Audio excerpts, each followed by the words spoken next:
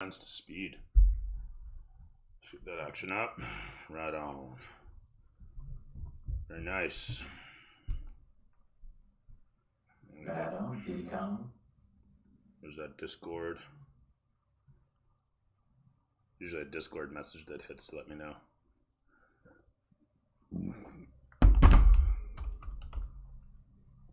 But while we wait for that, I should also open up my actual chat program. Oh, bloody hell. How many alt tabs does it take to actually get to what I want? And there we go. Right on. Hello? Huh, my alert didn't show up. The hell?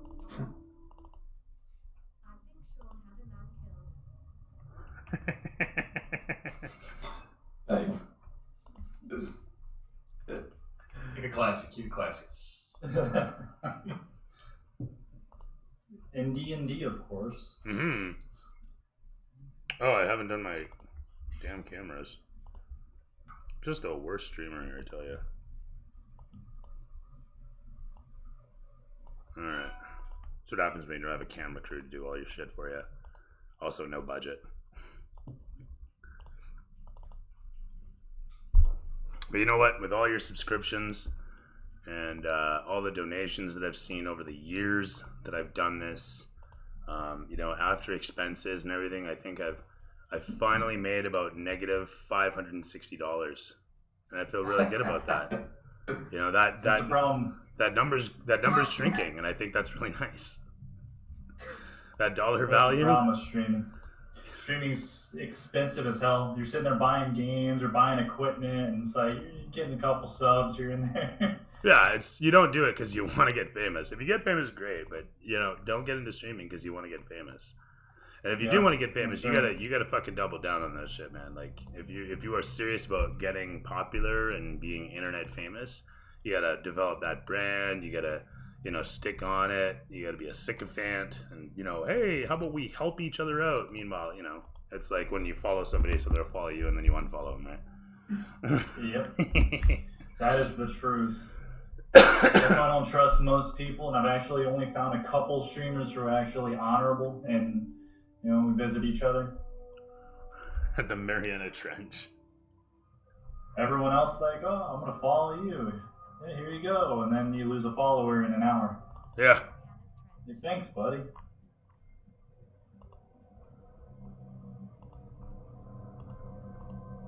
All right, cool. I didn't read my thing out. It did actually. It's just really fucking quiet, despite it being really loud. Believe it or not. Damn. Well, you got a hype train going. Look at that. It's awesome. Holy shit. That's sweet. Hype train? What are you talking about? What hype train? You got a hype train. You're 94% towards.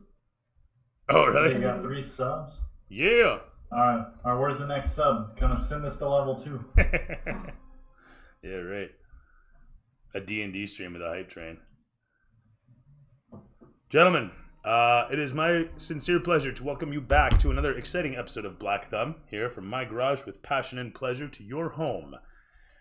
With my palette of personalities, this fantastic plethora of players, I am honored to be your host and Dungeon Master once again for another exciting episode of what is to involve a gang turned would-be racers as they venture to become winners in the next leg of the great race as they get set to launch from their current city of Dashadjen towards the far distant southernmost point of the Calim Desert, known as Teshburl, a naval city far and away from what this place, Dashadjen, is. What will become of our coterie of professional racers with their newly discovered driver? Well, we will soon find out. But in the meantime, Sean, why don't you regale us with a tale of what happened last session on Black Thumb? All right, so when we open up, Mo is out of the streets, and he's hitchhiking his way to the next town, or so he thinks. We flash back to the bordello. The Pasha and the Vizier are watching Sorth running around like a lunatic. Pasha's laughing. The Vizier isn't having much of it. Orion, Sophie, Laz, and Barry are in a room looking at a cat with 6 legs and tentacles.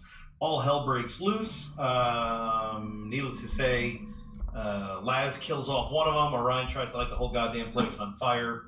Laz rips off a jaw. Sorth hides behind a curtain and manages to get away with it. Barry uses Poison Cloud. Laz does some other stuff. Baz casts Guardians. Dude comes out of nowhere and basically, with his whole entourage, like, why the hell are you in my house killing my pets? Gets a little pissed off, and then out of nowhere, Sophie, who was with us and then wasn't with us and then was with us again, comes out and starts saying that she's Rico's daughter. The guy's kind of like, really gonna break into this. Tells her that she really wants not the history, what is it called? The legacy. The legacy. Turns out it's a crystalline trophy, really magic of some sort, and then we all make our way out, and Sophie disappears from the picture again. So everyone kind of thinks they got had. Everyone's kind of a little pissed off. We catch up with Pasha and Score. They want to know what happened. We tell them what happened. Sophie's gone, and Pasha says it's a very valuable artifact because it's collectible. We head out. Ryan goes for a nap. The cleaner's working on the bus. Sort of tries to get some more meat. Bjorn's checking on the sponsorship, make sure those things going on. Goes get some boots that make him go up in the air. Laz goes to get some potions. Ends up getting caught up in a Congo line, and then stamps that out. Sigma gets EK or Icky, or what are we going with? Ike to do a job, 2 magical daggers and a claw magical whip. He's to ensure the safety of the pilot. Ike and the pilot head to the paddock, and they meet Hamid. The driver is Senaton. He's the driver. Later on, his name does change to Kumita. Oh yeah, that's right. Up, there's a fire. Sorth is woken by his buddy, Chef Corget. Bus has been clean. Orion's checking it out, looking for Rico's lockbox. He opens it up, finds a bunch of stuff in there, finds a key, particularly looks like the one that Sophie had on her when she asked for the trophy. Takes the lockbox with him. We get temporary hit points from the food. We meet Ike and Senaton, who's later Kumita. Ike asks why the bus looks like it's been on fire. Orion explains about the bus, describes Mo. Barry questions the drivers, and Kumita was a delivery driver, crossed the road many times. Seems a little skittish, but he seems to know his stuff, and notes the added spring, so he seems to have a head on his shoulders. Orion slaps the driver 3 times and grabs by the balls. Really good first interview. We check everything out, get ready to race, get on the bus. Kumita is on the bus, we get on the line. Mo is out in the desert at an oasis going to a stone temple in the distance. And then we flash to the other town where people in the next town are protesting the great race. And that was the end of it. Also, you watch as apparently Sophie is on horseback in the middle of the desert. Oh, I forgot that. I feel like it's like these people are protesting Twisted Metal. Yeah, pretty much. Or Death Race. I wouldn't want to protest that. Yeah, you'd be worth points. Looks like he's taking out all the protesters. Oh, and the signs.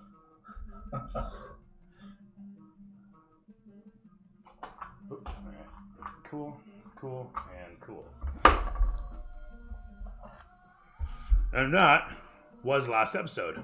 Fantastic stuff. Ugh.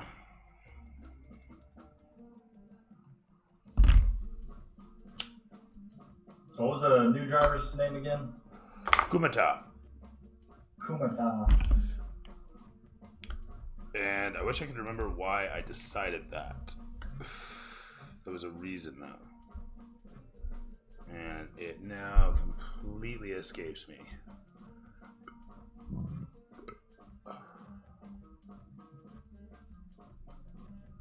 It's Spyro the Dragon, I swear. It sounds just like it. It's actually from Prince of Persia. Or no, it's not from Prince of Persia. This is Bardaloon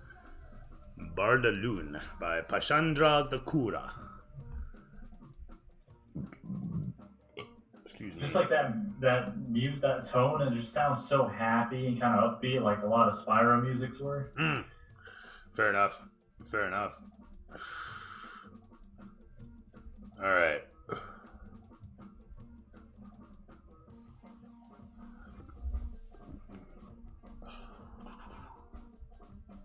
Just looking over some quick notes here from okay.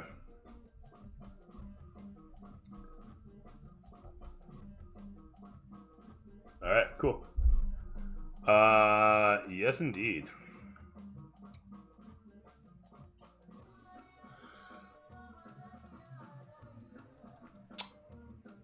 Right on. And with that, almost forgot, I'm gonna need another sound effect that I didn't load, so I'm just gonna have to do this like this.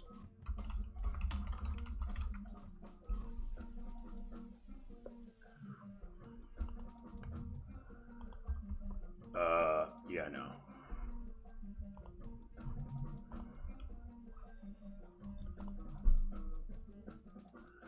Okay, cool. And with that, is that loaded or are you gonna fuck me over? Oh, you're gonna fuck me up? That's cool. No, that's cool. I only fucking clicked you. Whatever. Doesn't matter though. You just do whatever you like. Fuck. Whatever. What do we have interfaces for, right? Software just does whatever it likes. My question is, what does it even fucking sound like? It's probably gonna sound like shit too on top of that. Right. All my positive bluster aside. What do we got here? We got people on the line. But never mind all that. We're gonna use, imagination. What's that? So, with that said, I know Cody's like, no, we're not. Fuck right off. Not gonna happen. It's true.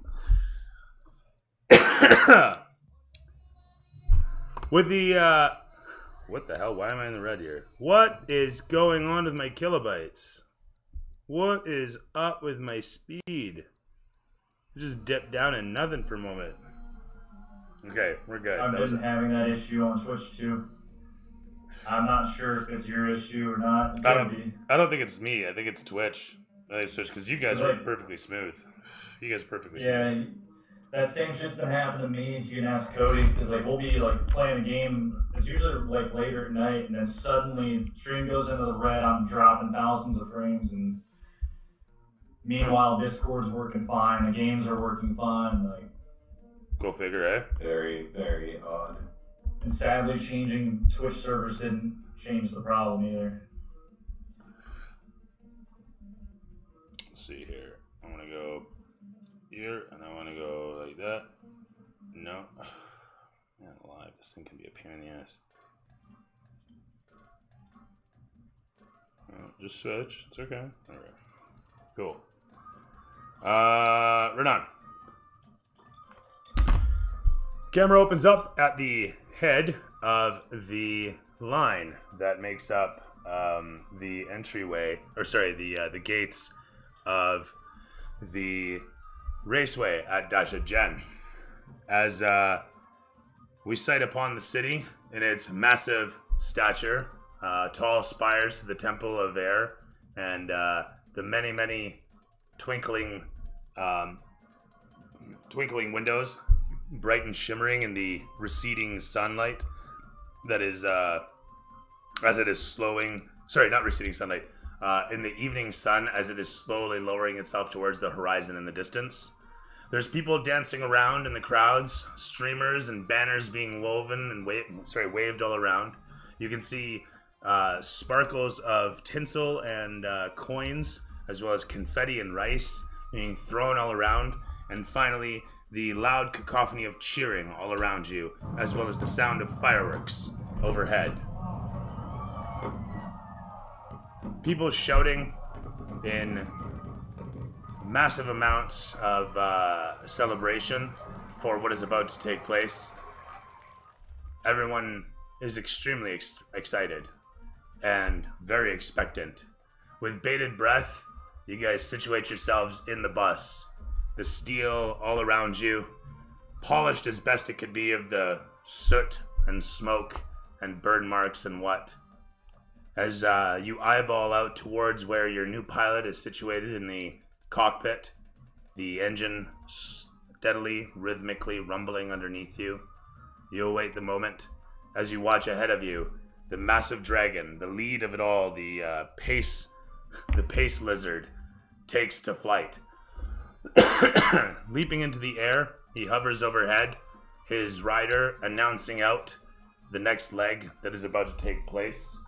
You hear his bellowing voice echoing all around as he declares each of the different racers, and you hear yourselves come up. As he as he announces each and every one of you, then concludes by saying, "May the best race team win." There's a brief pause, a brief moment of utter silence, and then suddenly there's a loud pow in the distance, and everyone looks out towards where it goes off, and you see a large singular firework sailing up into the air. And as it reaches higher and higher and higher, the dragon, the pace worm as it were, flies out towards it. As you watch him get closer and closer, it is sudden and deliberate as it suddenly bursts into a massive display of color that is easily visible despite the bright sun still splashing across the golden desert ahead of you. And in that brief moment, just before, you hear as... sorry, where did it go here? I'm just looking for one of my sounds, and I realize I don't actually have it. So that's okay. As the pop goes off, the massive explosion of color, the huge display of sparkles and beauty that is a sudden winged thing. You think it's either the worm or a bird, you're not really sure, but Kumata simply mutters with a smile, whatever it is. You're not... Who's in the cockpit, actually? Who's riding in the cockpit with him? Me. Okay. Aaron. I'm up top now. Who's situated where in the bus? I'd be hanging out on the ballista. Okay. Yeah, I'm at the rear of the bus on top. And Okay. Laz is manning the cannon. Alright, let's get everybody situated. You're on top too? Yep. Alright. I need a new mini for you. What's your race? Tabaxi. Okay. And Sorth, you're inside the bus or on top? I'm top side. Your top side? We should have put a railing on this thing, I figure. Next version. Why not? We'll get it done. Don't worry, I'll torch this one too. What class is your Tabashi? Ranger.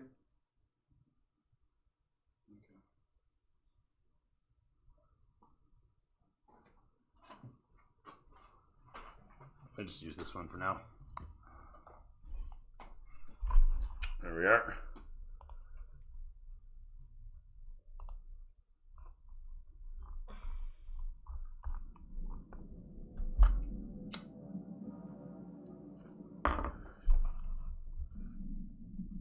Everything goes quiet in the bus, save for the rhythmic thump, thump, thump of the Odysseus' various valves pumping away as fuel is suckled from the engine, or from the tank into the engine. And as the shape of that massive bird, worm, whatever it is, forms in the distance, you hear the mutterings from Kumata for the brief moment. And then you feel the sudden pull all around you. The G-force is immense and immediate. Kumata slowly applies the throttle so as he doesn't spin out in the sand, and everything seems to just move ever so slowly as you feel a familiar rush from somewhere within your chest spread out all across your body. And as you look around, your hair slowly tousling about, your clothes slowly folding over, your whole body weight slowly shifting towards the back of the bus. As suddenly, the whole thing fires into full gear.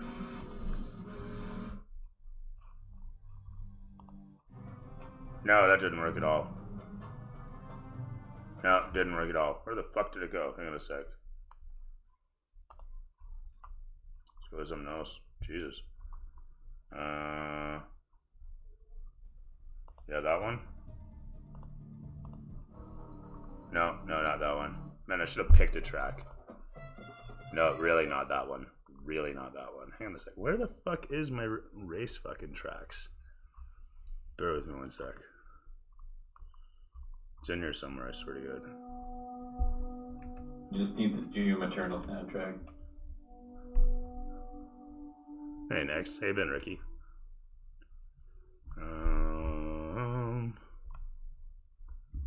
I have them all named, and fucked if this fucking program could just put them in alphabetical order. Like, what would it take? Come on, Spotify. What would it fucking take?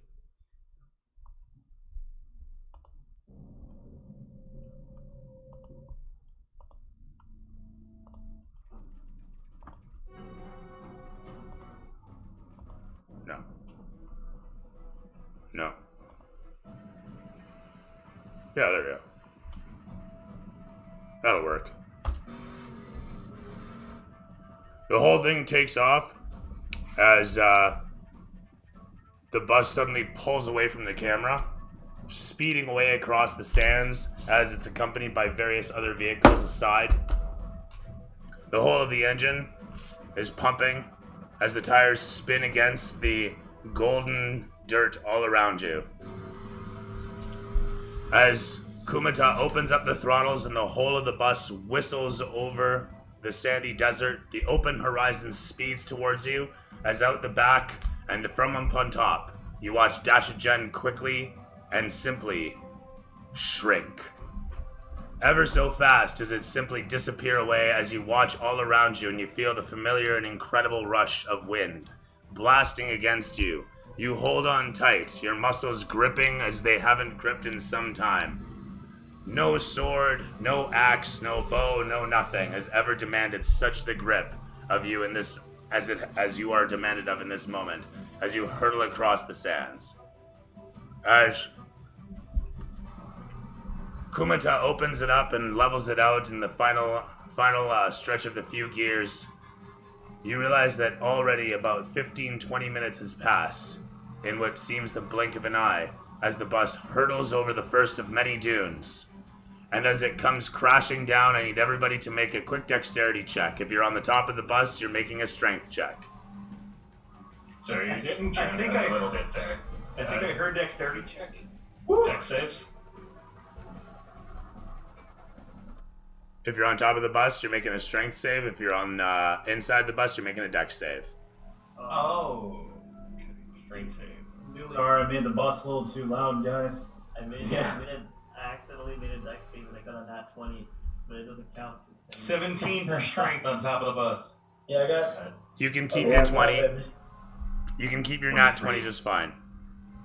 I got a 10. You got a 10? Alright, if you got keep your nat 20. if you got under 12 and you're on the top of the bus, you lose your grip and balance slightly, dropping to a knee, but you're okay. If you miss it, if you got under 5, you've lost your balance and have fallen over.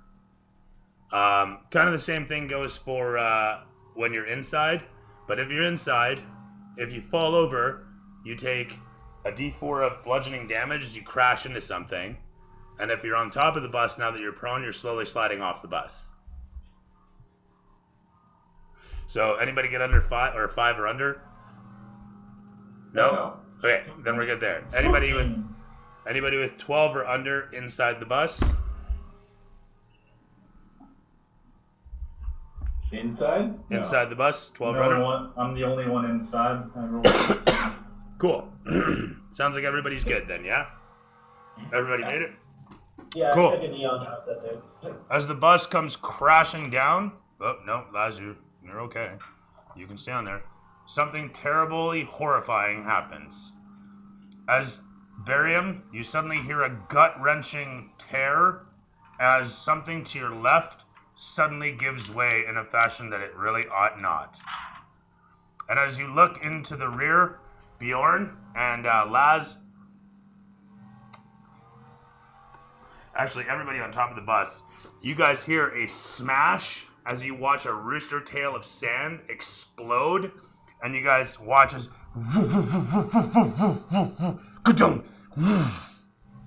one of your armored plates has simply fallen off the bus from the impact, ripped away, and disappears behind you, shimmering in the sand. The whole of the camera watches for a moment as this happens. The plate sailing away from this. The tragedy of it slowly overtaking Barium as he realizes what's just happened. As you watch the plate disappear away in the sand behind you, a massive pile of sand forming around it just as quickly as it embeds itself. The camera pans to show you guys sweep past, disappearing away off towards your destination, which is still invisible to the naked eye. Did I see that plate fly from where I am on top? You can.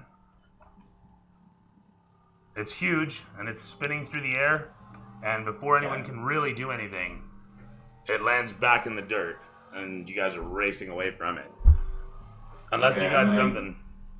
I'm gonna yell down the manhole.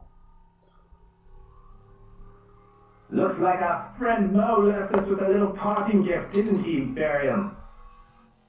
That son of a bitch. Oh, this is just great. So when I find that kid, I'm gonna... The bus has lost 1/10 of its hit points. How big would that plate be, like, relative to my shield? The plate is about, if I'm not mistaken, they were 5 feet by 5 feet, basically. Or, no, they'd be a little bigger than that. Actually, if I measure them, what do they measure at, I wonder? They're just under 2, yeah. So they're about 7.5 feet square.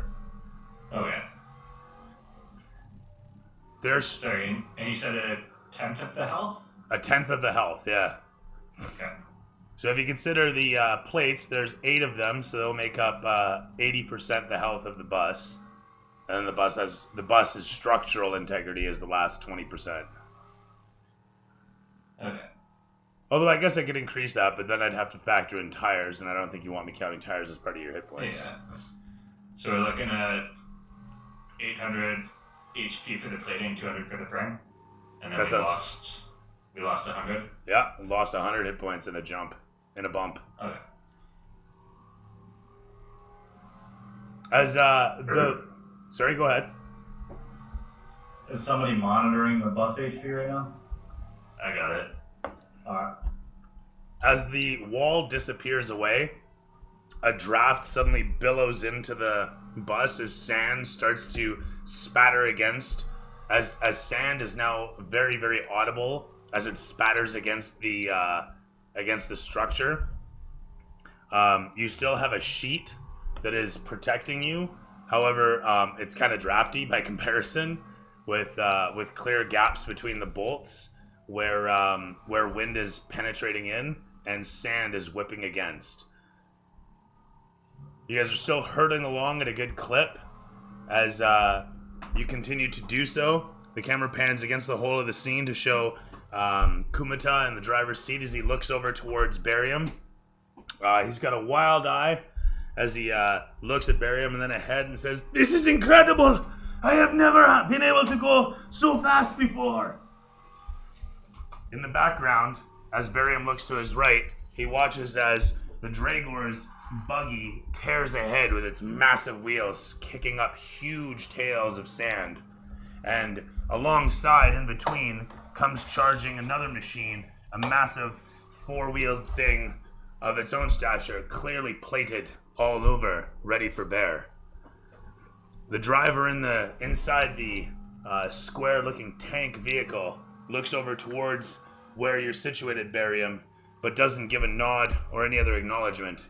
Just observes the bus afterwards and then focuses back on his driving.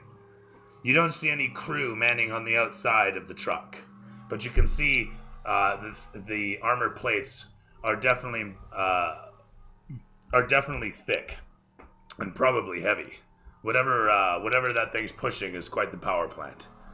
As the camera continues to rumble alongside the machines, the Dragors suddenly veer, heading off in the one direction, pulling away from the lot of you, as the two of you now sit side by side, tearing along the sands, the bus ripping up the dirt. Kumata points ahead and says, "Look! You can see holy ground ahead. And suddenly, sure enough, a statue goes whipping past. Two of them suddenly afterwards. And he says, "Ah, the many prayer men.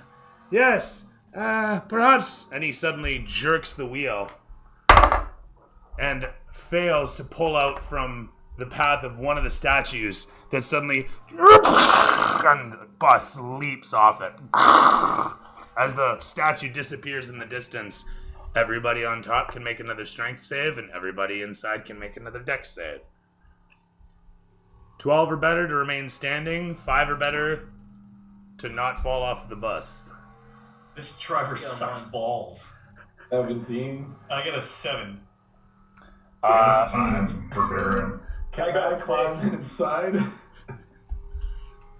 Hey, watch where you're going.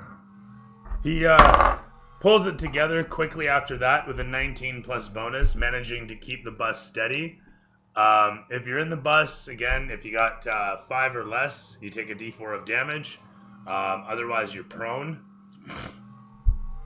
And if you're on top of the bus, then, like I say, you're either recovering for a turn here, or you're falling off. Can I make a break for the inside of the bus? Yes, you can. While we're not hitting statues? Yes, you can. If you haven't taken a knee, you are still mobile. If you've taken a knee, you aren't mobile currently.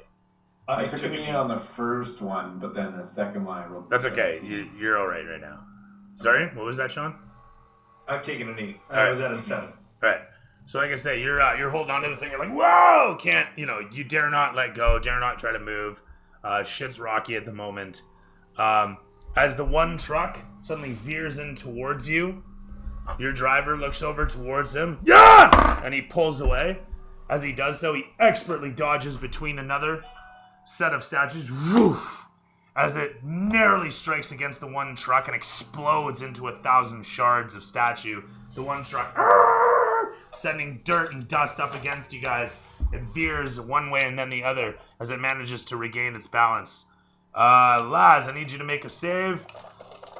Actually, I need everybody to make on top of the bus to make a dex strength save.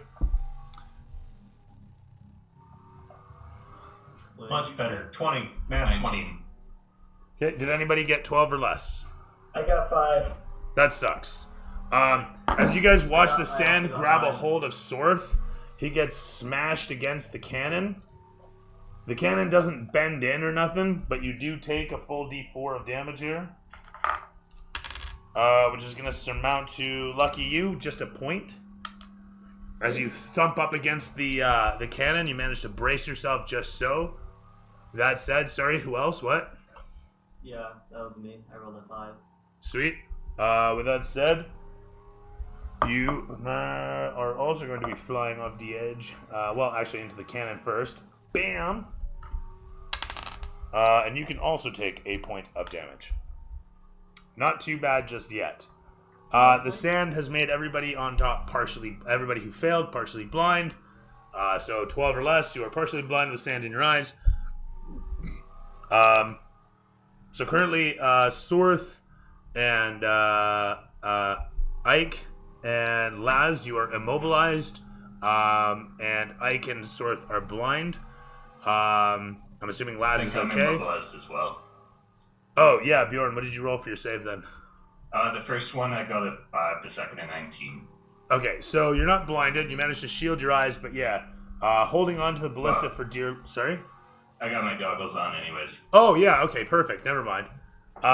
With that said, it pelts off of your goggles. Totally awesome. And you hold on for dear life, although you are currently immobilized. And that said, Orion? Yeah. You were running towards? Okay. You do so. You rush in towards the hatch, managing to get past your companions and down inside the bus. With that said, as the truck continues to pull just ahead of you, Kumata says, "I'll not be bested here, I know this road!" And with a 15 plus bonus, he manages to steer in beside the truck and punch it, pulling just in beside the truck such. She didn't play last night, so we're playing tonight. Perhaps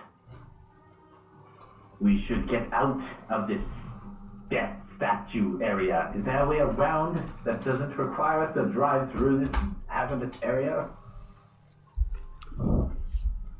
Yes, however, I will have to drive towards where the Dregors have gone, and the truck is in my way. I need to get around him. He says this as he's thundering along. We kill two birds with one stone. Lay off the gas a little, and we just give their rear end a little nudge as we pass to the right. You mean to push him? Yes, and perhaps knock him out of the race. It's one less competition. Yeah. As you're saying this, I wanna mention you're watching this. Woof. Yeesh. You can do it rather quickly. Yeesh.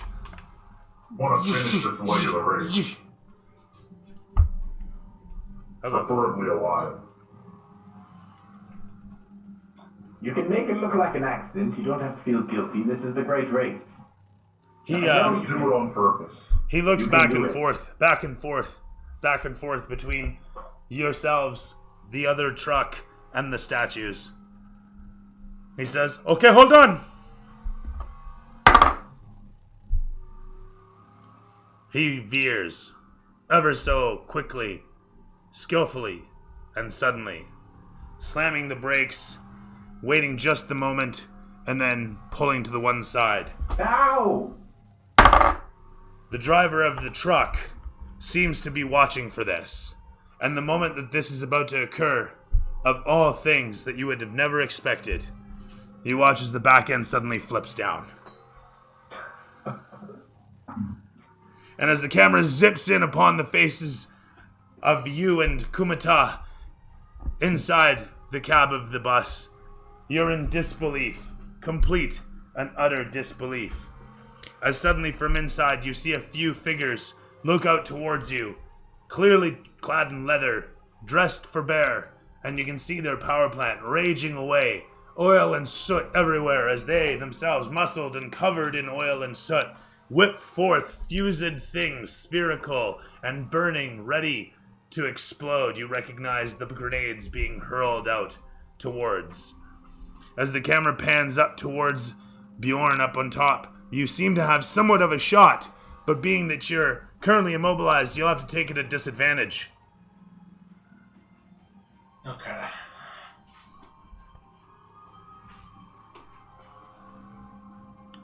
Listen, don't mess this up, okay? That is if you want to take a shot, as opposed to doing something else. You are free to do whatever you like. Instead of the shot, I'm actually going to cast Shatter at them. Alright, sounds good. So they all have to make a con save or take 3d8 damage. Okay.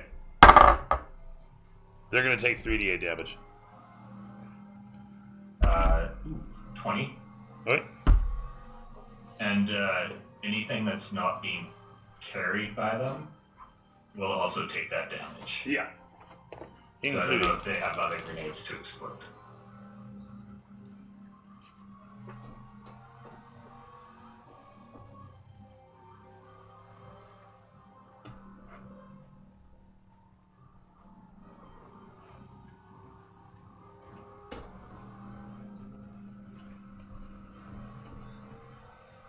If you take this team out, I'm gonna make it worth your while.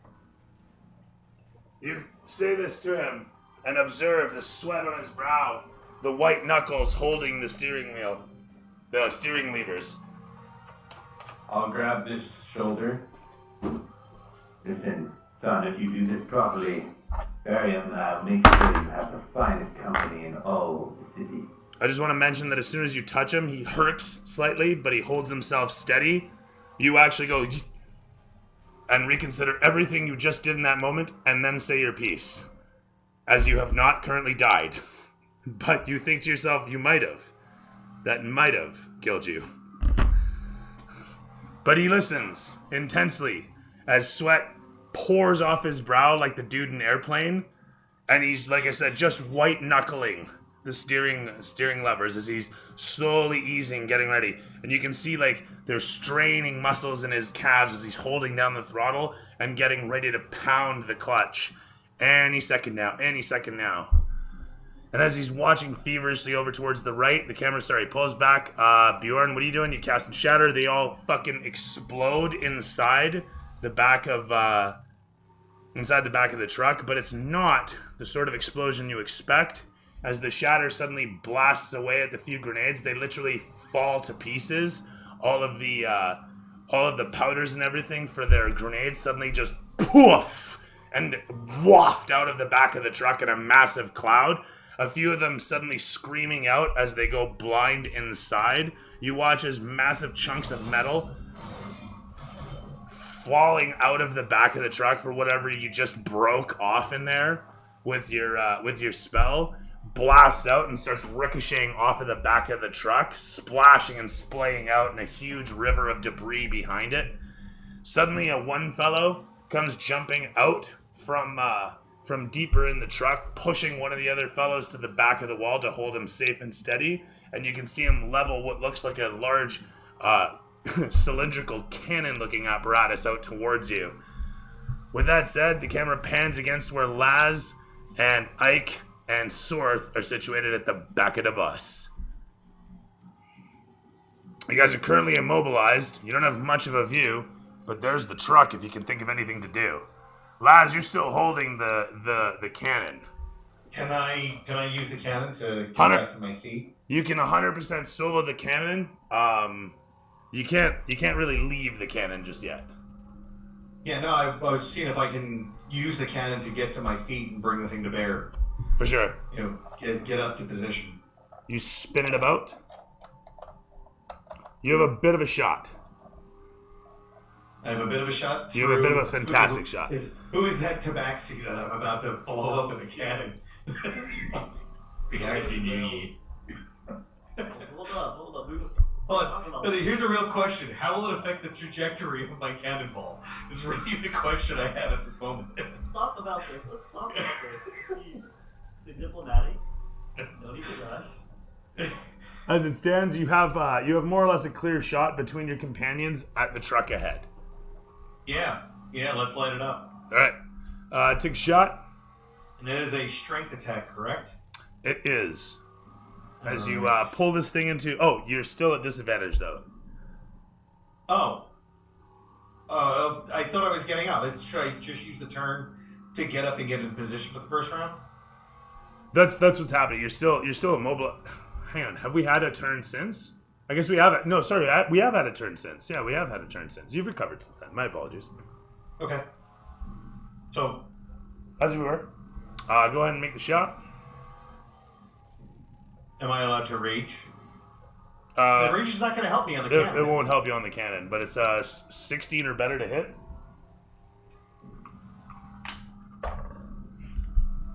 $16 even. And with that, the cannon fires off. You watch as the explosives blast against the hull of the truck. The one crew member pulls up the back of the truck, winching it into position as the explosions strike against it. Go ahead and roll damage. Hey, maybe remember what the damage was for the cannon. I'd have to go back and look through the notes. Trying to remember. Thought it was 5d6, but I could be wrong. 3d6. 3d6. There you go. Got it. All right, 3d6. So custom roll. 1, 2, 3. Roll. 5, 6, 7, 8, 9. 9 points of damage. Very nice. Very nice. Guess that's about the average.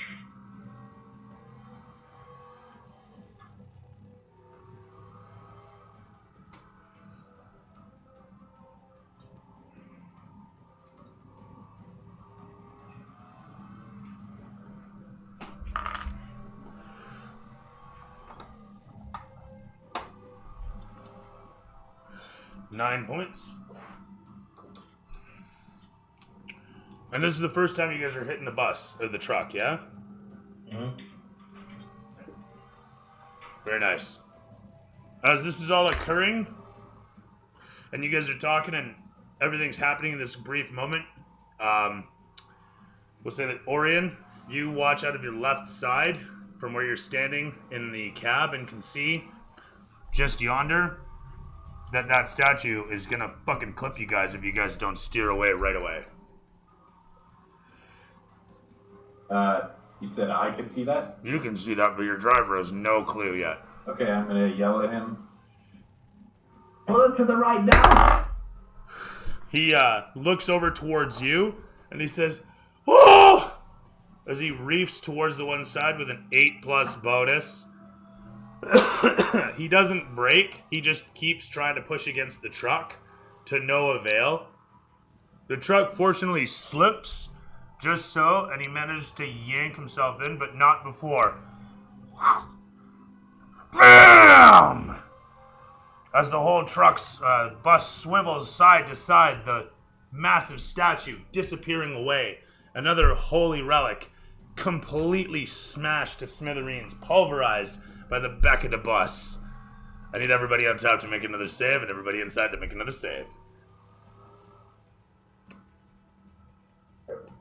Alright, 12. 17. 7. 12. So, Jesus. once again, if you got 12 or less, you are currently immobilized. If you were already immobilized, you just stay immobilized. Okay. If you got 5 or under, you go beyond immobilized to sliding off the bus. And if you're inside the bus and got 5 or under, you take 1d4 damage. Okay. So 12 is immobilized? 12 or under is immobilized for a turn. I am immobilized again. Yeah, I'm still immobilized and blind. So, ranged attacks are at disadvantage. You've got disadvantage for your attacks plus a +5 or -5, depending on where you want to apply it.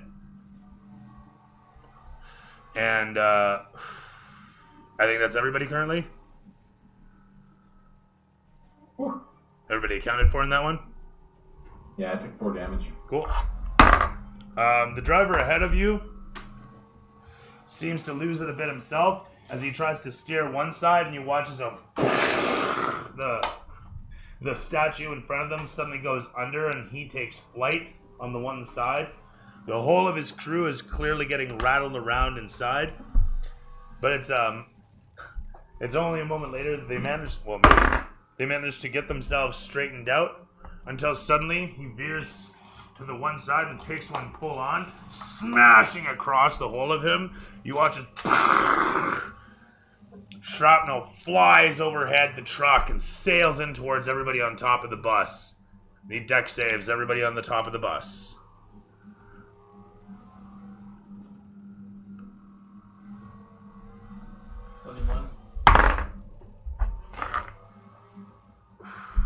I rolled under 10 the entire time.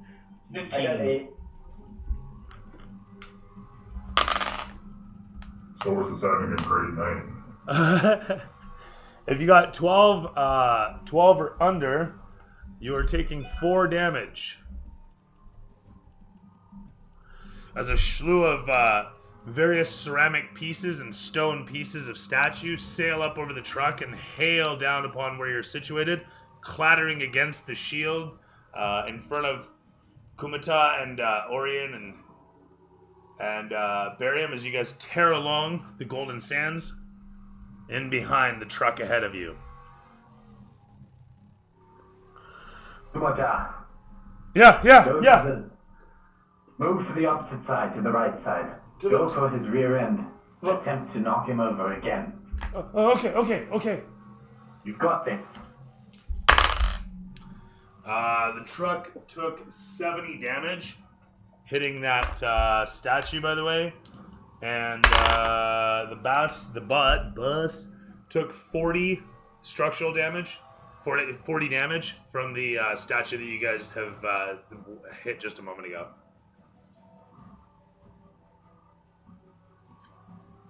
Whew. Bus is taking some heat. You guys can hear a squealing coming from the left rear axle, from one of the left rear axles. And you have... Barium, what is that sound? Barium. I don't know, I need to check it out. Might have sustained some damage. Kumata looks around and says, It feels like we are pulling some. We may have hit something. We definitely hit something. We may have hit something. Okay, we hit something. We hit something. He's watching over towards his right. We hit? I don't know. Everything. And he suddenly pulls the levers such that the whole of the truck flies off towards the right. We go this way. We go this way. As he does so, expertly weaving to and fro with a 17 plus bonus between the incoming statues. You guys watch as one after the next. Woof. Woof. Woof. Now, Kumata, is your chance. To what? To what? Strike their rear end. Finish this. What? What? I can't hear you. Strike their rear end and finish this thing. The truck ahead, the truck off to the one side, barreling along, sits framed as everybody on top of the bus does what? If Laz can get back up, I'd like to get to the cannon. 100%. You get yourself up and move over towards. I'd like to get to my feet and clip my harness in. You do so. We'll say you were already clipped. How's that sound? Sure. Safety first, am I right? It would have been a good idea, clearly. Point being, though. You want to what there, Ike? Speak up, boy. Into the truck. What? Drop into the truck. Can you say again? Drop into the truck. Can you Drop into the truck. Can you drop into the truck? Yeah. It's about 40 feet away, 60 feet away. No, into our truck. Oh yeah, you can drop into the bus, sure.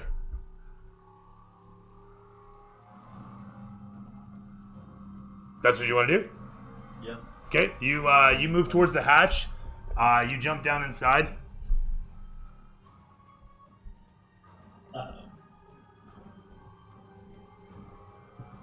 What do you do?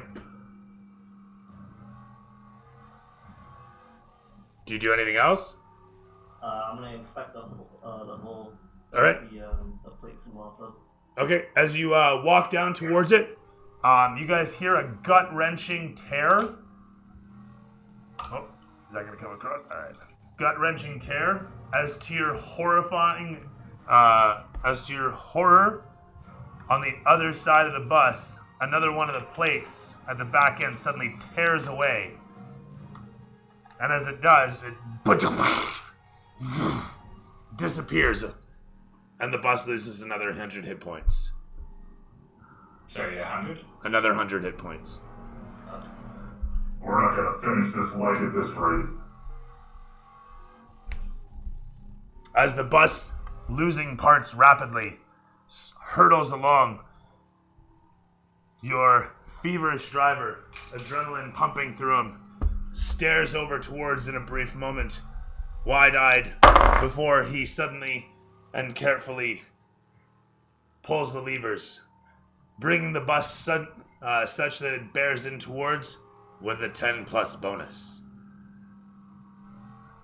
And as the bus veers around, Easy now, easy now. you say this as a statue comes hurtling in towards you, and he veers ever so slightly, the bus managing to miss the statue just so as he comes in.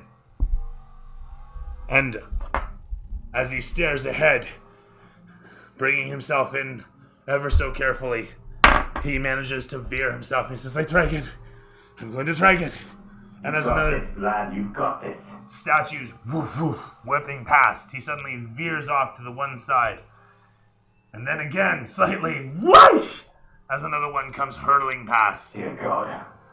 And the camera pans against everybody on top of the bus again. What are you guys doing? You guys watch ahead as the truck's driver slams the brakes and moves over to the one side as another statue whips past them. As he pulls in closer towards you. I'm gonna yell up the hole for Bjorn to shoot the tire.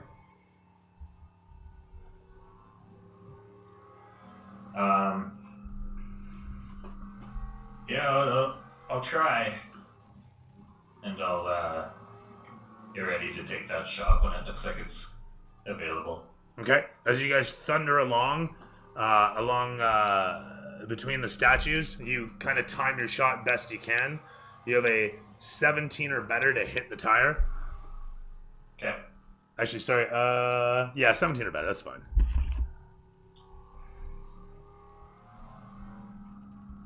I miss.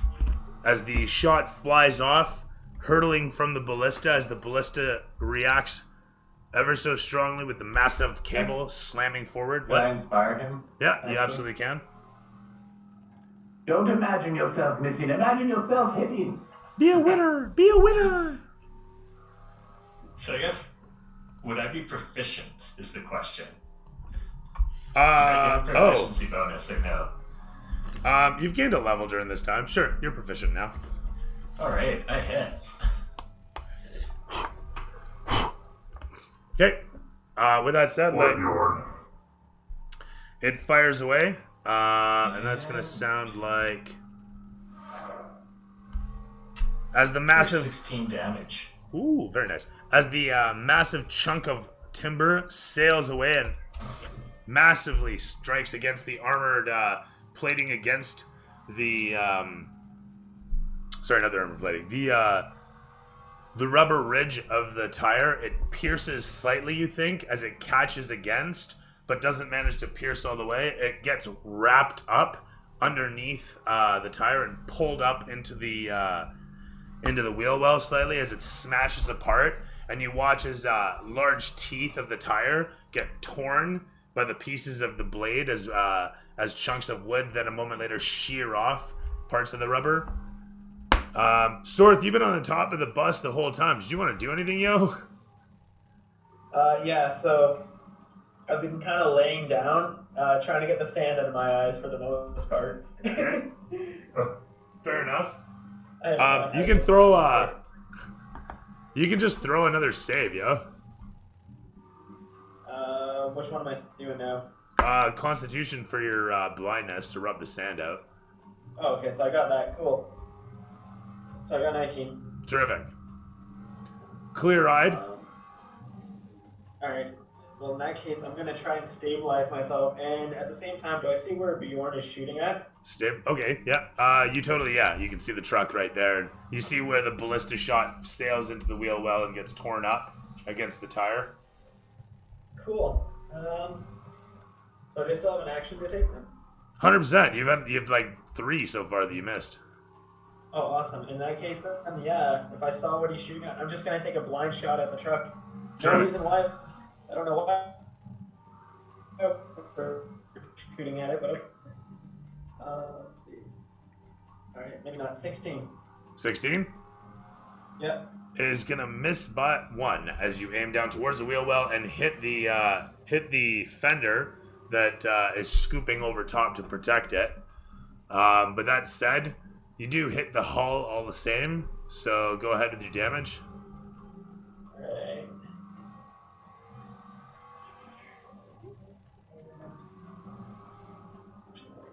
Wait, what am I saying? I didn't do locational damage. No, it's all hit points. Yeah, never mind. You miss. So like I was saying, it deflects. Okay. It ricochets off of the metal. Okay. Shoot. Yeah, I'm gonna try one more time. Let's go for it again. Aiming down towards once more, you fire away. That's better. 23 to hit. That'll hit. With that said,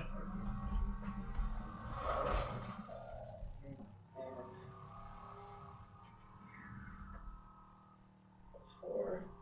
So 18 damage.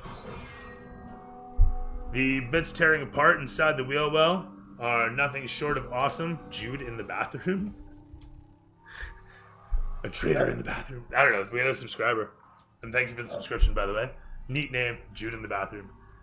As I was saying, you fire away towards the wheel as it explodes against. Sorry, how much damage? I got 18 for that one. 18 damage? Yeah. But is this your bow and arrow? Yeah, this is my longbow. It's Did you do anything special with the arrows?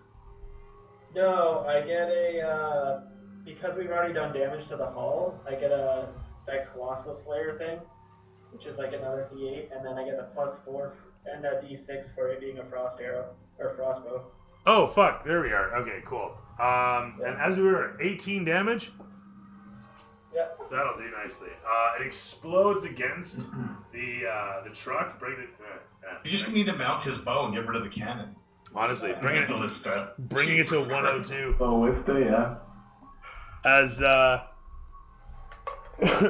the frozen magically empowered arrow, important point there, ladies and gentlemen, fires away and smashes into the axled wheel. It explodes against the hub and fender, sending showers of frozen metal exploding away.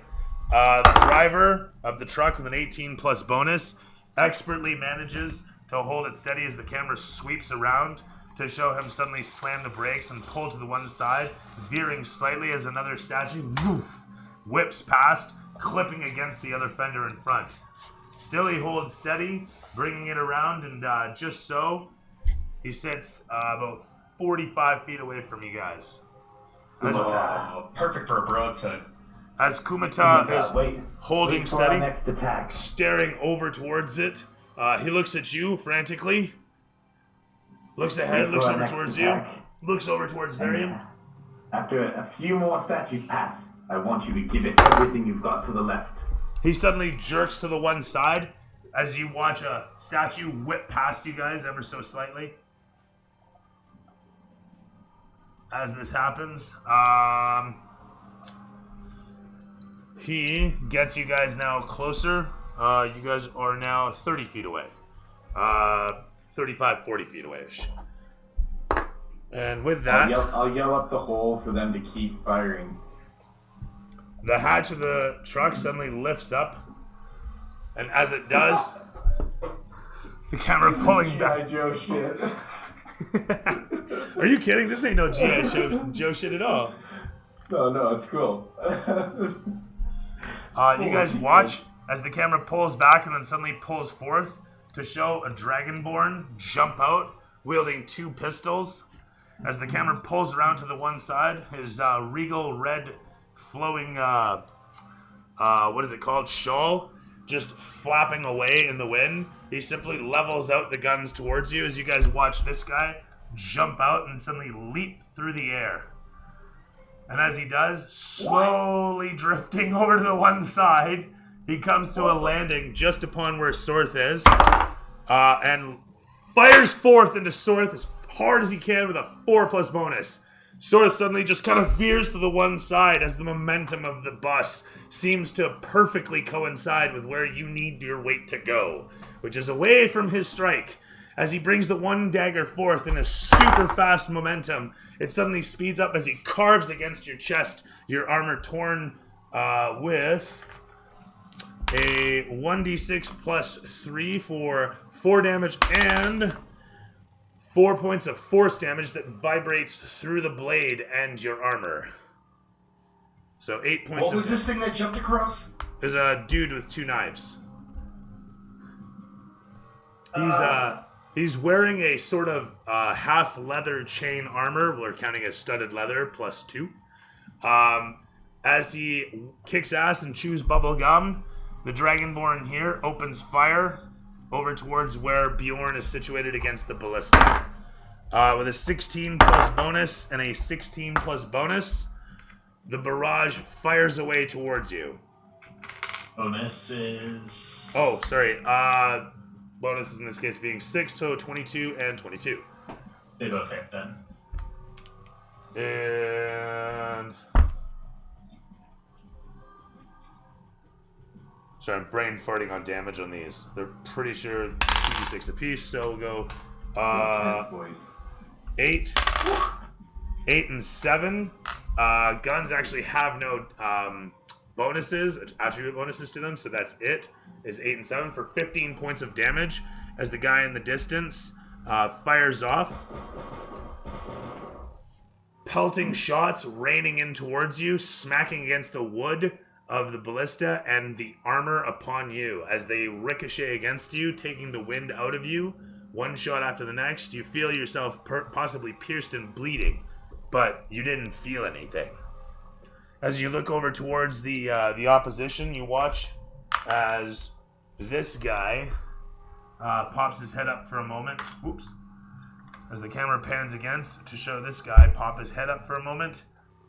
He's got a wrench in hand and he looks around and then he jumps back down. The camera just kind of goes up to show him working away on the engine inside of a just oil-filled chamber where you can see the engine is kind of spewing like it's got a loose artery. That said, the driver of the truck ahead of you is going to pull with a nat 20, motherfuckers. Accelerating such that he gets out in front of you guys as this guy standing up on top, giving you guys a grin. The bottom of the truck drops again. And as it falls he drops himself down in the middle here. From there, where you guys are situated, you watch as these two guys suddenly jump aboard and start climbing up on. What the fuck? Trying to figure out how to position them. There we go. Yeah! This is really hard to get them situated. Where's the plasticine? Come here. Gotta use that magic. There it is. Alright, so now we've got two guys on board. We can see into the back of their truck, and that looks like a pretty good angle for Laz to send something right at the tailpipe. Possibly. Barian, Kumata, it appears we have unwanted guests aboard. Umata, we need you to handle the driving. We have to get these guys off of our bus. I can't see anything for this man's crotch! It is right in my view! He's ducking down as you see the codpiece flashing and glinting directly in the view. You know what the best thing to do then? Slam on the brakes, boy. What? Slam the brakes. But... What about our men up top? I'll just yell out, hang on, boys!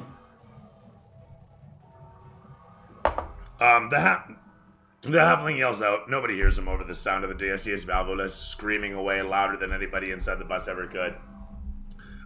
Except maybe Kumata himself. He's like, ah! And smashes the brakes. The whole of the truck, the whole of the bus, suddenly comes to a halt as the engine coasts, and these guys fall off the front, maybe. Everybody can make me a dex save. The truck ahead of you whips away, pulling off into the distance as the statues woof, and then suddenly... Oh my god. 18. Oh shit. I'm 19. Orion, dude, you're killing me, buddy. One guy rolled 3 and 3. I swear to God, I hope I take out half of you on the fly. Yeah, but listen, Nat- great. You Nat didn't one. fall off. Oh no. Try again there, buddy. I think he's trying to say it, though. When I get up from this, I'm gonna find you and kick your ass. You want to touch driving. Sorth, dex Hey, save. You'll fall over again before that. Sorth, dex save. Yeah, I got a 9. It's not good. That's a flying barbarian headed towards you. A large barbarian. As the camera keeps panning, this guy just steps to the one side. It's gonna get The barbarian actually ends up hurtling past because, I don't know, that's just how my fingers slid you. I guess that's physics for you. As you hurdle over to the other side, hello, Mushka. I have any chance at grabbing one of these guys on my way past?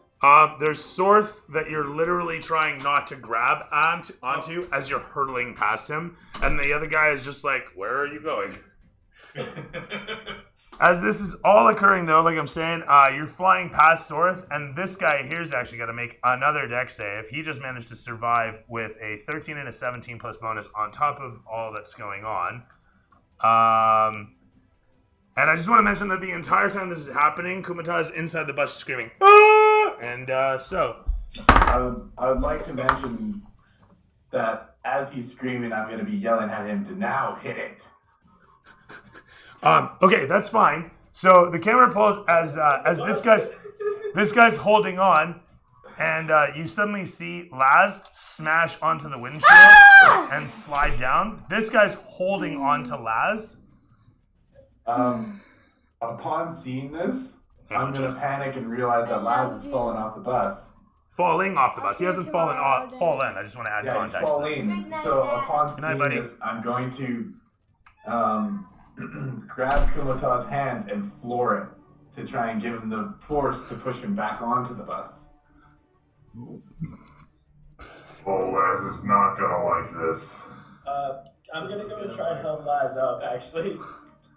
You've got your own thing to worry about, as you are currently prone and scrambling against the velocity that your friend has put on you. You kind of like got a bit of spin to you, and I want another deck save to not slide off the side of the bus. God. Now this, I want to count. You know, he slammed the brakes. You guys still have momentum. Like you guys, this is all going on still, and there's so much momentum from Laz hurtling forward that this is happening. This is the moment in time. The guy's holding on as Laz is holding on, and then we pull back to see you about to fly off the side. I got 24. I'm golden. Terrific. You with You all just gotta roll good, guys. That's all the That's beastly like, I mean- dexterity that a lizard man should have, spring to your feet ever so expertly. And just roll better. Yeah, just roll better. All right, so it's been a while, but how about everybody inside the bus? Orion's been having fun there. Bariam, you've been along for the ride. And Ike, what are you doing? Can you hear me? Yeah. Okay, good. Those dudes are still on the front. So I'm gonna climb up and try to get a snipe off the guy that's holding onto the last. Okay, you can. You'll have enough movement to get like up to about here-ish. Oh, that's not you. That's Orion. Who am I doing? There it is. Do you have a line of sight? I mean, yeah, a bit of one. You'll be shooting. If you're shooting at him, I guess from your position, he's got a bit of cover. So 17 or better to hit him. I'm gonna grab a drink. Beer that. Okay. Last, how do you think about getting an arrow to the face? What do I think about getting shot with arrows? Yeah. I'm not sober. Don't worry, bro. I've experienced. It's fine. Usually. Like literally, he's green and scaly, and I think I'm blue. The only clear option here is to hit the gas, and then inertia will carry you the other way. I'll take a shot. Yeah. I'm taking a shot. Oh boy. I have a feeling he's gonna roll low again, and then just slide across the top of the bus and take out the ballista with him. We're gonna roll one, and then I'm gonna trip while trying to pull back the bow. Absolutely fall off the bus.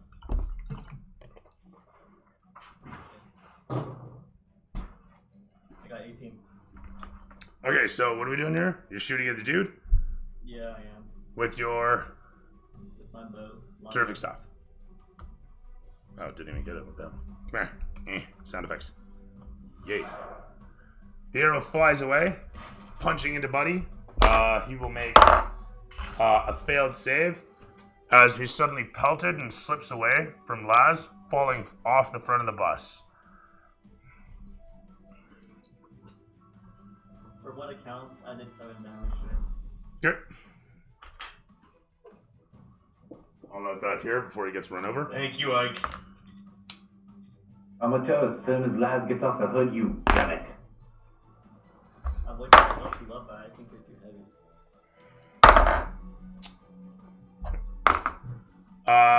Who else is doing what before I commence? There's a frozen moment here. What's going on?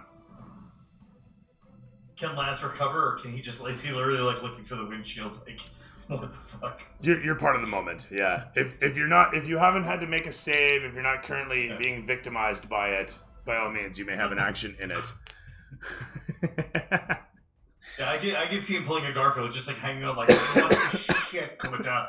Just trying to scramble back up. Literally, you're like face to Go up. windshield, holding on, right?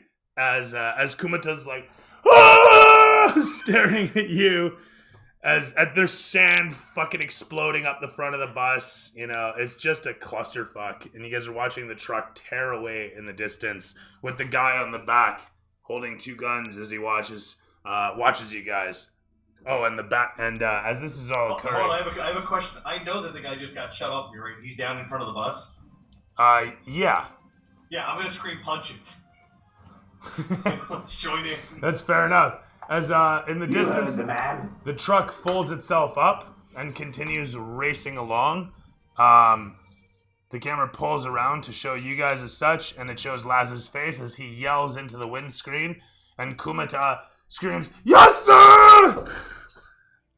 And you hear the muffled shout come out as Orion's just, suddenly blown away by the response he sees out of the sky. He punches it indeed. With both levers fully forward, the machine suddenly tears away.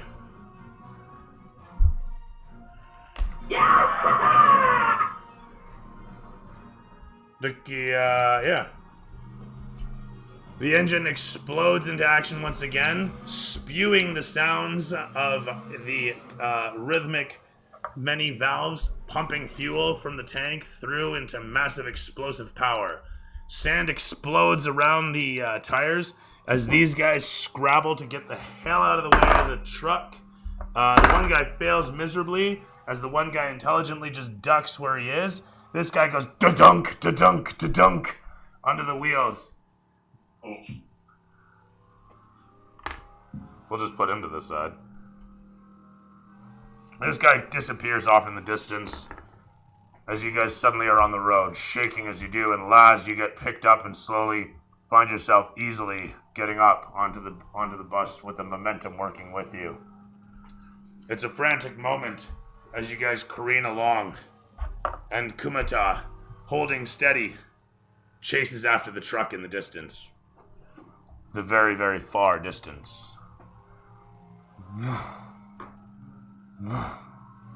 Alright, what do we do with the little monster that's behind it, that's on our bus now? We still have this guy to deal with, right? As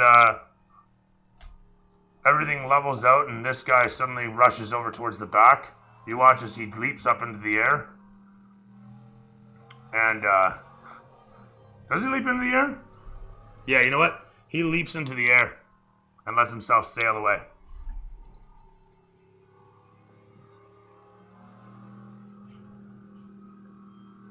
You better run.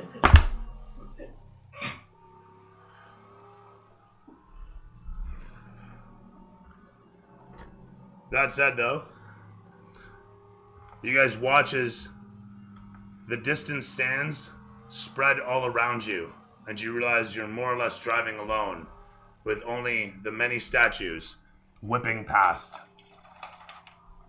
Ariam, can we push this thing any faster?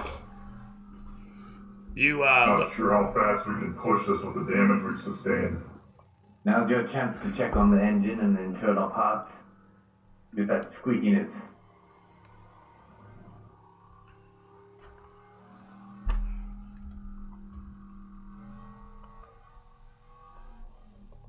So, as you look over towards the engine and you look over towards your driver, you can see he's pushing it pretty hard, and he's been holding it at high RPM for a while already.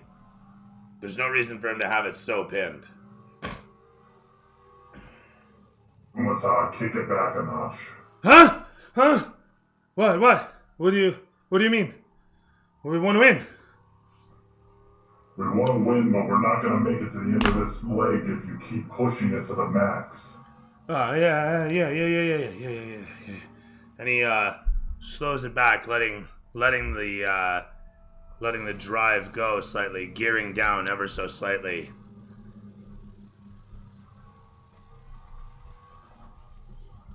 Slowly, he brings it down to a simple and low-end drive. Comfortable and steady.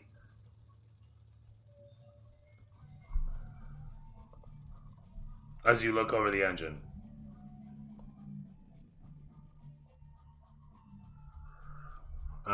where is my loop actually? Shit. That's odd. Just hope this issue is fixable.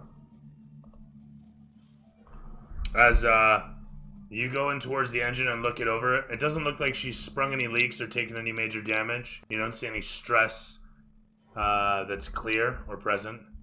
She's holding together just fine, but as you stand there amidst the whipping, whistling of the open structure points, you look at your missing plates, and you can still see bolts hanging in the holes, rattling away mockingly within the structure's bolt holes.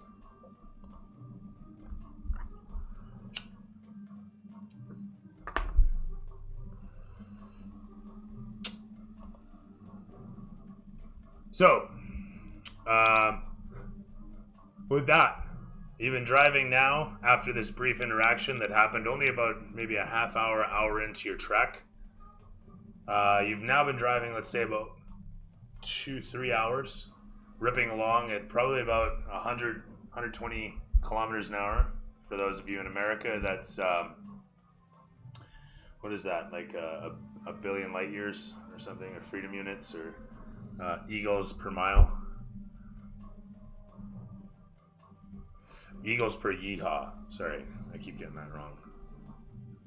But seriously though, you guys tearing along, wind in your face, unless you're inside, in which case it's wind at your side or at your back, because it's now filtering in with all the sand that's slowly starting to collect inside. Sorth, you are aware of this and also what it's doing to your meat stock, which is to say nothing good. It's sand, it's coarse, and it's grainy, and it gets in everything. Not like you. Alright, I don't know if you want to try and address it right now. You don't really have the tools to do anything unless you can surprise me. I don't know what you can do, lick it off or something. I don't know. But I just love you. Put it in a pile so only outside gets coated. I'm gonna go in. You gotta think about the surface area is what you gotta think of. Candy Shoot it coating. with my body. Is there anything Ike's going to do specifically? Is there anything Bjorn needs to do specifically? Laz, before Barium gets to repairing? I can see Laz popping in for a second, walking up to the front, putting his hand on Kumich's shoulder, and saying, "What the shit?" and slapping Orion. He tenses, and you feel in that moment as the whole of the bus jerks slightly. Like, maybe that's not a good idea. As Yeah, you but look... then I slapped Orion when I said it. Oh, okay. It was like, what the shit? And then I just slapped Orion, assuming that he had something to do with it. Through Fair the fact that all he's done is basically molest this poor man. They got dragged into this. Throw me an attack roll for that, and more to the point, he jerks just the same at the sound of you slapping fucking Orion next to you. It's a math 20. It's a good hit. Math, not math. That'll be good enough. That said, you give him a solid slap, and as a bit of blood flies from his face, satisfyingly, I'm sure, you watch as the bus hurks again, ever so slightly. Like, he's keeping it together, and it's still like that at speed. But he's holding it together, except he says, "Oh, my hands are so sweaty. I wish I had gloves." And he, like, dries a hand off, and then he's quickly grabbing a hold of the stick, and then dries the other hand off and quickly grabs a hold of the lever. And as you guys race along, Ike, anything to declare? I might go up to Miriam and ask what's wrong with the bus. So, on the outset, it doesn't look like there's anything wrong that you can see. You could probably tighten a few bolts or something, a little general maintenance that way, but altogether she's holding just fine. Maybe clean off some of the oil so that, it can always re-kick itself later. But seriously, so you can see stress leaks easier. Think there's something serious wrong with this bus? I built this bus. She's indestructible. But I have to tighten a few bolts. Very nice. With that said, no roll needed. You consume yourself for a few moments as you do what's necessary.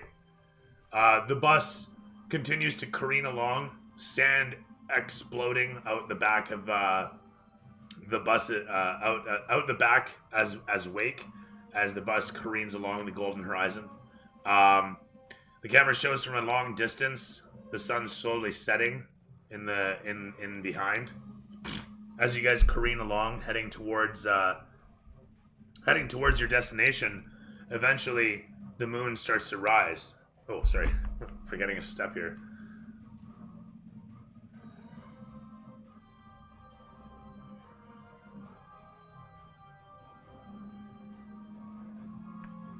As the sun continues to set, slowly disappearing against the horizon, the sands slowly darkening ahead of you, Kumita stares ahead resolutely, and he watches.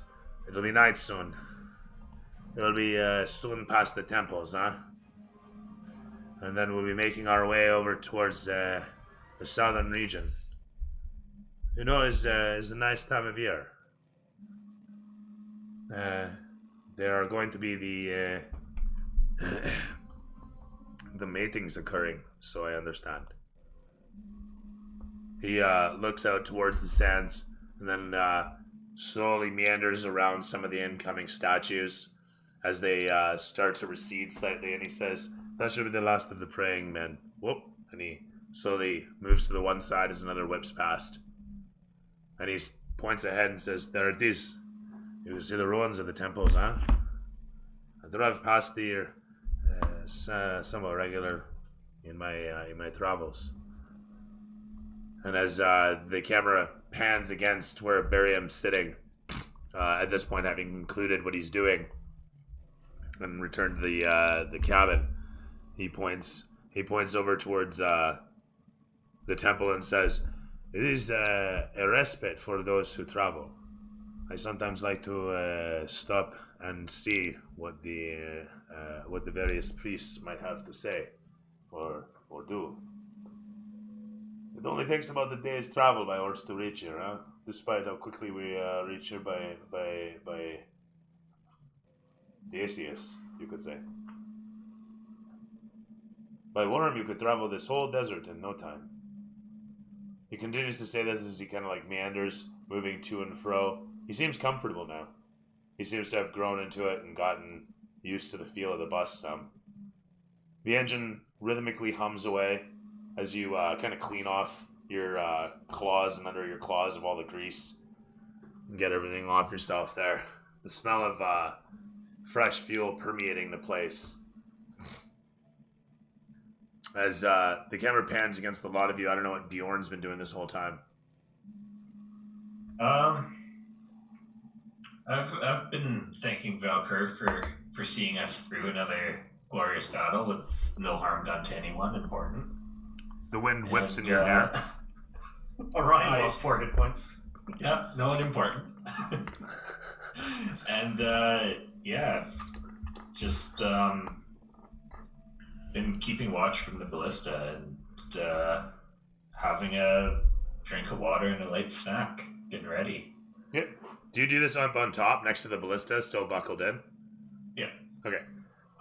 So it shows you quite literally just situated against the ballista, leg up as you're chewing away on a sandwich, I guess, or something. Wind just blowing your hair back and your cape is just billowing behind you. I don't know if you're actually wearing the cape that the mini has. I can't remember. But, yeah, you haven't even... I could be wearing a cape. Why not? I don't know. What is your character wearing? Whatever it's wearing. If something can billow, it's billowing. Hard. Like, as far away as it can. Like, spawn cape, you got it. It's huge. I think he mostly just looks like a big red candy cane. Oh, yeah, that's right. You still got that fucking candy cane armor from Christmas. God damn. Totally forgot about that. Anyway, as you sit there, situated, looking all Captain Morgan, chewing a sandwich, looking out across the horizon, the blue-gray beauty of the many dunes all around you, spreading away for as far as the eye can see. You can look behind you and you see the beauty of that majestic temple. You look ahead of you and you see the dunes ahead, spreading away. Just gorgeous. And almost as if Valkyra was to bless you in this moment, you can see just at the edge of your vision, just at the edge of the blue where it meets against the land in the distance, the glints of the distant oceans, the glints of the distant waters, and the camera pans into the cab down below, and it shows Kumata talking to Barium as he adjusts ever so slightly. As it shows you up top as you're like to and fro, sea legs doing what they gotta do, as the whole of the bus is just swaying back and forth between the odd dune that's a little too big. You don't want to take a jump. But as we pan in, dollying in upon the windscreen, we see Kumata continuing to talk. And we hear the voiceover. So yeah, there are many beasts that are out in the desert. You try to avoid them.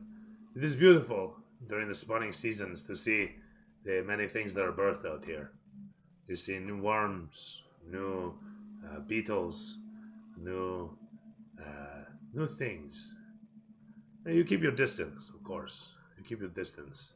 Typically, I would not be driving so direct to Teshburl. We will be traveling directly through these fields, he says. But it is a sight to behold. And you can stare. I guess Rand's probably there in the cab watching him. Oh, you have a bloody lip, by the way, because you got whacked in the face pretty hard with a math 20 from Laz, who backhanded the fuck out of your head. Okay. And it's like like I said, I got 4 damage. 4 more damage. Yeah. So that's like the whole of his backhand is the size of the side of your head, literally. And you come away with just a bloody lip, and it's the perfect bloody lip too. Yeah. Perfect Hollywood bloody lip. But he continues talking as such, and he says, I don't know what to expect driving into this. I don't know what to expect at all. Just expect more of the same that you went through successfully today. You did very well. I'm happy to see that you were able to pull yourself together and keep us all alive. He gives a nod at this. Such an epically intense situation. As nervous as you were, you did pull through. You didn't run away. You followed orders. But let me tell you one thing. Your knuckles were so damn white, you need to remember something. Hold on loosely, but don't let go. If you squeeze too tightly, you're gonna lose control. I'll remember that. It rhymes, huh? I like it. Oh, okay. Thank you. He continues to drive, and the camera pans against Dorian's face. Sorry, what? You made me feel like a captain today, and I appreciate that. I haven't felt that sensation in a long time. It's like being out on the open ocean once again. Thank you for that, and great job manning the wheel. Now, do you expect we can catch up with these goons? Yeah, once they hit, we What kind of question is that? Do you doubt the power of this bus? No, not at all. I'm just simply making Then you sure. doubt the driver. No, I'm making sure our pilot is in belief of this because he needs to believe just as much as we believe. He gives a nod and says, I think once we hit the open flat, tomorrow, we don't have statues in the Why way. don't you give him another ball, Ari? Just give him a little howdy-do. Not yet. Little undershake, handshake. Oh, didn't he offer him a ball when he first started? It's like, here, have this guy's left nut. I thought you were saying give him the fan service. No, but I'm never being mind. serious. Like, he's been offering people nuts lately. I slapped it into his hand, like I forced him to take it. Yeah. There you go, buddy. I recall this. This is what you He said, oh, need. please tell me he's hanging over the dashboard. It would be fantastic. Like, just hanging over the dashboard. Oh, fuzzy days. Now, Barium, perhaps you should go take a short rest, and if our pilot needs to take a break, one of us should be ready to take the wheel. As you can see, I'm short of stature, so that probably wouldn't work. But the only other person I trust to take the wheel is Laz, but he's not interested, so I'll go take a quick rest. If anything crazy happens, wake me. Of course, you know me. I'm gonna go see if Bjorn can show me how to rig up the lashing so I can tie myself to the cannon like he's done the ballista. Okay, sounds good. I would have lived, you would have added seatbelts, to be honest. Or the light bars, we're now like going 120 kilometers an hour through a dark desert. Forange keeps calling the shots. We need more than seatbelts. Listen, I don't hear any of you calling the shots. Come on. Yeah, because you We were killing your things! your mouth's non-stop running. That's just Orion. I don't know what to say, man. Get in the beverage, I'll be back. You know who you're dealing with here. Okay, lads. Hit the other side of his face.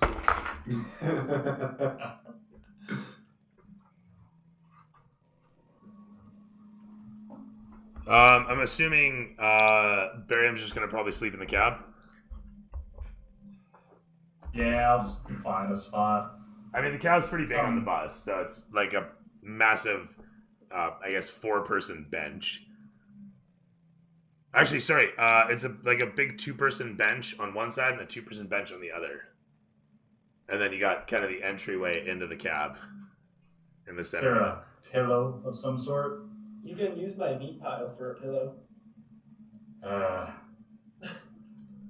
Well, I mean, you know, Thanks. your sleeping bag in this case, given that your bedroll could use you could use it as a pillow, given you don't have to use it as a bedroll. You're on a cushion sort of bench. Well, you just got completely drowned out right there. You're sitting on a bit of a cushioned bench, so you don't really need what the hell? Oh, they're right. You don't need yourself a bedroll, so you do have a bedroll you could use as a pillow. Alright. That'll work. Didn't have a mouse there for a moment. Oh, I didn't have a mouse again. So here, move these over.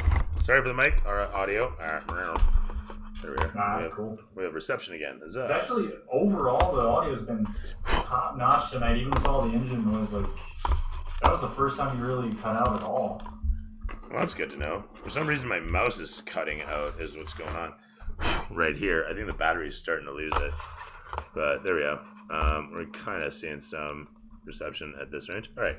Oh, man. Come on. Play Happy Times. Oh, my goodness.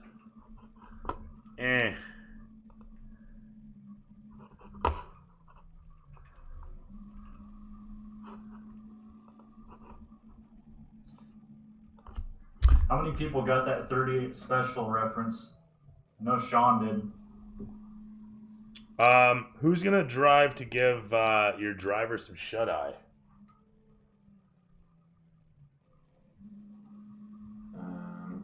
I think Barium was gonna after the nap. Yeah. Okay, that sounds fine. You look to him and you say so. He says okay.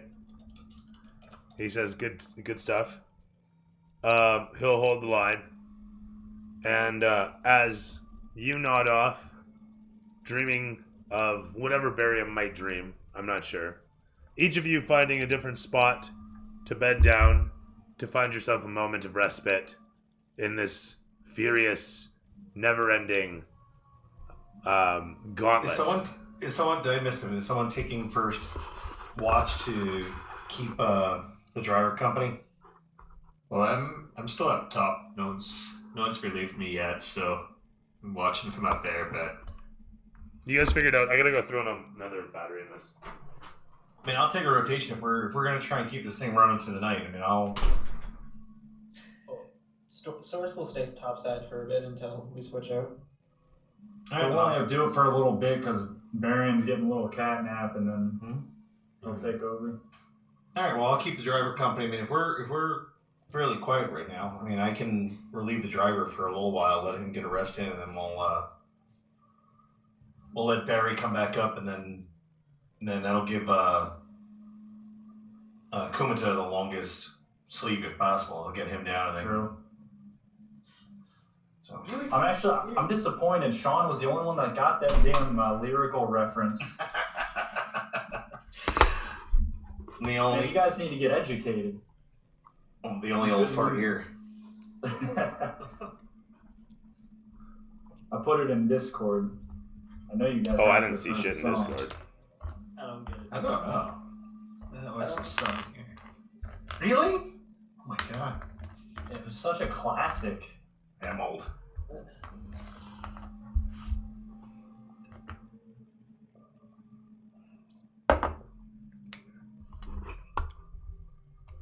Do you heal in a short rest or no? You do, actually. You spend hit dice to heal on a short rest.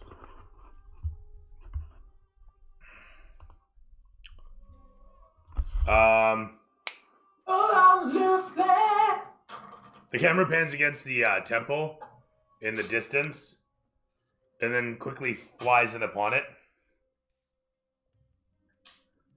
As it does, it flies high, joining a bunch of vultures that sail up and down, angling away from the camera towards a black spot in the distance, in the very, very far distance, where we see a bunch of glinting plates and a few bodies littering amidst a bunch of other junk. We watch as a circle of vultures soars around in a ring and flocks down below. A bit of rumbling happens as something happens somewhere, some distance.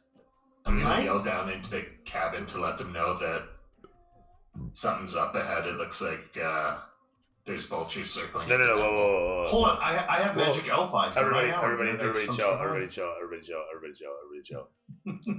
Quick montage moment here. Has nothing to do with you guys. As I said, the camera pans in upon the temple in the distance.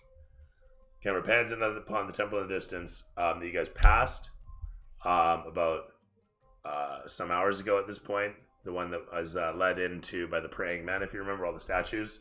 And then there was the temple in the distance. You guys passed it by. And he said it takes about a day to reach there by horseback. Despite this desert being what it is. With that said, the camera pans upon and hurtles high and comes in low upon that temple to show a bit of a courtyard. It pans it upon to show a familiar tiefling in a robe amidst several other children set up in robes, amidst several adults in similar robes as they strike at the air in pattern, following through with various movements in kata formation as they're chanted at by one leading the way, kind of like a big kung fu class, if you will. The camera pans down against you guys, each one of you being shown in line as you're shown to be performing whatever maneuvers in line, and then shows our familiar tiefling child come forth with the rest of them in a cut later, as it shows him being handed a plate of food and being shown to a table alongside all the rest. Horses set up in the back of the courtyard are shown being saddled up as one after the next you guys finish off your meals in a little bit of a montage that shows everybody around you kind of talking and a few of the nearby people giving you laudings and whatnot. I don't know if you respond at all. I don't know if there's anything that he would say in response to people telling him he's doing well, that he's learning fast, that he's picking it up, that he's a survivor. As the camera pans against your face, you, I guess, wordlessly finish your food. Ben? Your little tiefling boy, you say anything?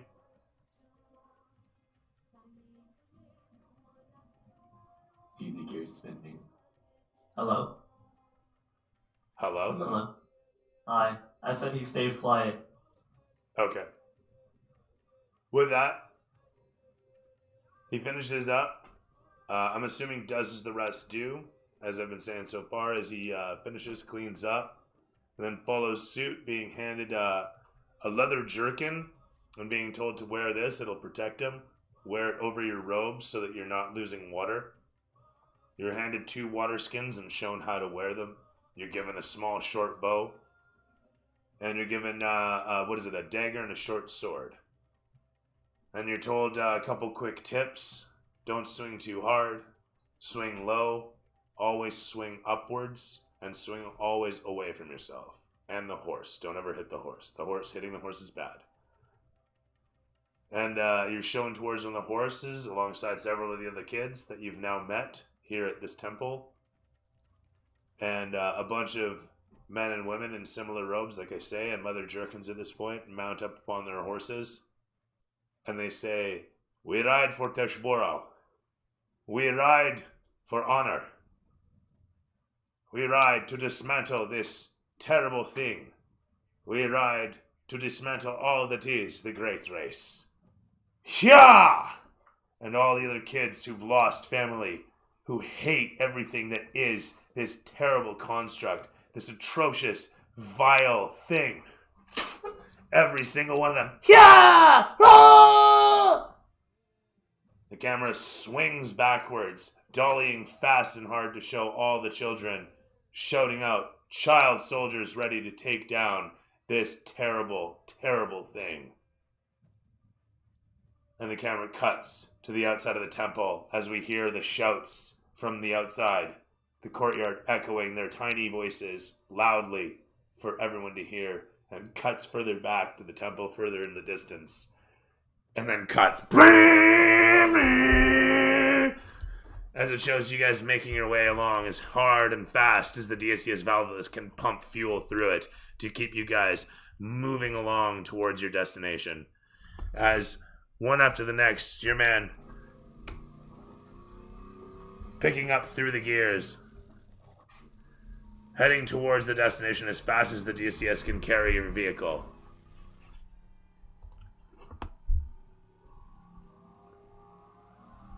Kumata looks towards you as the bus stretches away from the camera, showing the expanses of sand off to either side, as he looks ahead and says, "Oh my! Oh look! Is that a..." And you guys see it. Woof!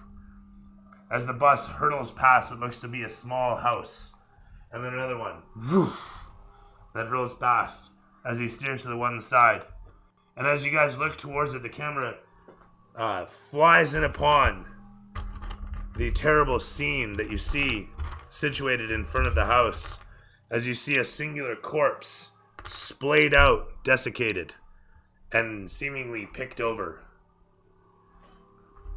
And as the camera pans in against the single body and then stretches away to show you guys hurtling as you do. The camera then cuts back to show it's nighttime as Barium wakes up.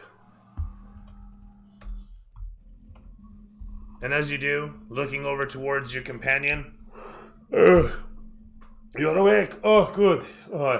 Here, take the sticks." You look over towards him and look out the windscreen, looking at the dunes ahead. It's dark, but the moonlight is clear enough that you can see well-lit sand ahead of you. Seems just the same as you left it before. I mean, really, you look behind you and you can see a leg sticking up where Laz is clearly blocking off the whole of the aisle.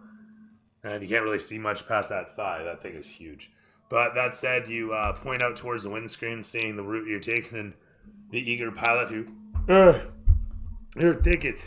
I have to admit, I somewhat phased out for about 15 minutes. As he gets over towards the bench and sits down and shows Barium sitting down and taking the sticks, he thinks to himself, 15 minutes, phased out. And you look towards him, meaning to ask him, but he's already... Mommy, a racer.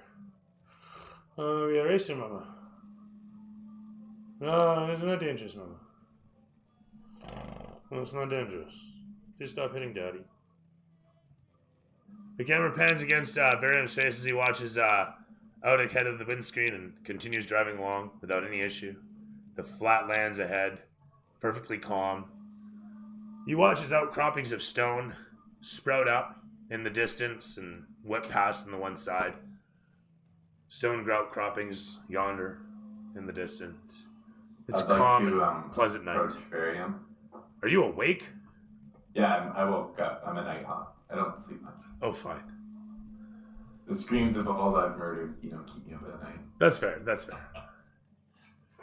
But that said, I'll approach Barium from behind, and in my hand I'll be holding Rico's key that I found in his lockbox. Well, Barium, looks like it's just you and me. How romantic. How does she handle? Like a dream. Just like you intended her to. Even better. I'll hold out the key in front of him. What is this? Not taking his eyes from the road. I found this in Rico's lockbox. It looks familiar, doesn't it? What does it go to? I'm not sure, but all I know is Sophie had one just like it. I still don't trust that girl. Something doesn't sit right with me. You do someone a favor and she just waltzes off without so much as a thank you. I'll move the key closer to him and kind of put it in his snout. I'm kind of not paying attention, but making him really look at it. It really looks like something unique, doesn't it? What do you think it could be for? Those men were almost frightened by it in a way. It commanded respect. You're gonna have to tell me I gotta focus on the road. Of course. Just late night thoughts is all, Yeah. So something of this import, they wouldn't make two of them, you don't think? I mean, perhaps she faked us out for some reason. Perhaps there's more to this key than meets the eye.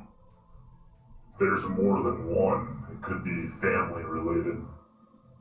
Perhaps.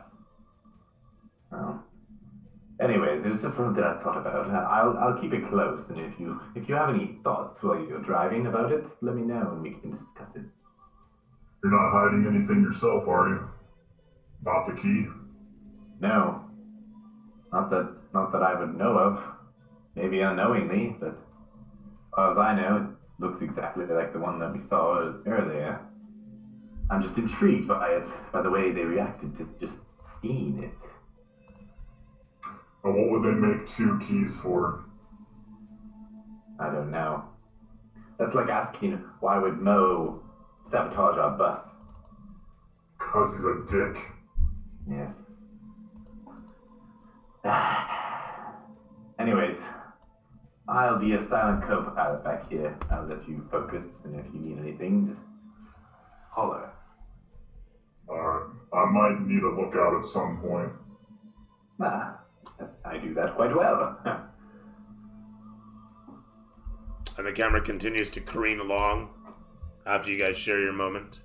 Having bonded over your key, the camera pans against the side of the bus as sand kicks up against the plates remaining, shearing against the metal as best they can, the little granules leaving tiny streaks, amounting to not much, but ribbons of beauty, little tales of ever such poetry of motion over time. As it continues to rattle unabated against the undercarriage of the bus, the wheels unrelenting in their tearing of the sands, their rubber unrelenting in their ripping of the golden horizon ahead. As the sun rises, and with it, your driver, renewed with vigor, adrenaline, pumped for the day, comes forth, taking over the sticks gladly. As Barium steps off and he sits down, steadying himself as he sips away on a freshly brewed cup of some root tea that he's crafted. As the bus careens along, we see Bjorn slowly make his way back up onto the top. I'm assuming you're not going to sleep on top of the bus. No, I slept just kind of like hugging it. Oh, you're going to sleep hugging? Fuck it, why not? It's like when you were on the crow's nest. In a crow's nest. Yeah, before, totally. It's fine. It's fine. Yeah, it's totally fine. You do so. You strap yourself proper and such that you can be comfortable as best you need to be. And it works out fine. The sunlight glinting off your brow doesn't even bother you at first. In fact, you know exactly when you should wake up, and so you do. That is to say that you have a sort of trained time in your mind, I guess. So when the sun gets to a certain point, it's going to shine whatever instinct you might have as a sailor. Point being is you rise on shine, and no, that's not what we want. Damn it! No, I didn't grab it. No, there. Okay, cool. The camera continues to show the side of the bus, and coming around to the porthole, we can see inside to show Sorth and Sorth and Orion and Ike getting themselves situated. Laz coming out of the hatch slowly to man upon the cannon again, I'm assuming. This is all post-breakfast. Breakfast being, of course, whatever Sorth is manufacturing. What would Sorth make for everybody for breakfast? You're the one with the food. Yeah. Actually. Meat. Yeah, we used to have bowls of soup, but then that all got burnt away too, so it's just partially cooked meat. Which is a thing. That's fine. Can we cook it on the engine? Yeah, 100%. This is why you keep it clean. It's already covered in sand, so sand blasted clean. Point being, we got I did mention plate we can put it on. I did mention that I was talking with Bjorn about how to rig up a belt or some sort of rigging like he has to keep me from falling down all the time up at the cannon. Yeah, I could probably teach you the knots and stuff. I assume you have some rope. Yeah, that I do. That happens then. You set him up a lashing that he can easily kind of loop strap to himself and teach him a small knot. Laz, throw me intelligence 3 times. Intelligence. I'm pretty sad. I believe in you. Oh my god. I rolled a nat 1 and I have a -1 intelligence. I literally rolled a 0. Holy shit. Oh, the sad day. I'm gonna find out the worst time possible that these knots don't work, aren't I? You got it. You got it pretty good. Yeah, you totally got this. You fumble with it a bunch. You manage to get it as Barium's slowly showing you with the fingers, and you're like, yeah, that makes sense. And he's like, this is how you tighten it. And you're like, okay. And he's like, this is how you loosen it. And you're like, okay, show me again. And he's like, okay, I'll show you again. And this happens a couple of times, on both times. And eventually Barium figures you've got it because he's shown you so many times. How could someone not get it? And you say you've got it because you feel like you've got it because he's shown you so many times. And clearly when he holds your fingers and does it with you, you get it every time. There's no problem. As long as he's there, you're good. And so, yeah, you say you totally got it. There's not going to be a time he's not going to be there, right? I mean, he didn't say that, but that doesn't matter because, I mean, you can do it. You can do it. It's just, when he's holding you, that doesn't matter, right? He didn't ask that with that. No, but you can do it. How did he do that? No, you're going to do that. And then you kind of do it. And you're pretty sure you got it. And Barium looks at you and is kind of busy already because he's got to do other stuff too. But that's okay. He looked at you and he looked at you and saw it. I got it. It was good. I got it. We're good. Good.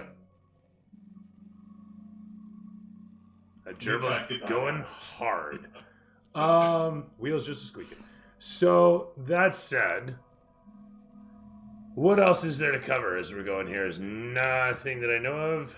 Bolts are tightened, strapping is made, and Bjorn is back up on top. Orion is grabbing nuts, slapping people and getting slapped. It's a good time. Different sort of stream, but whatever. And Sorth has made breakfast of partially cooked meat for people. That is to say, pulled it out of Hawk, blown off the sand, and here you go. And it's a good time. Everybody gets no temporary hit points. Big surprise.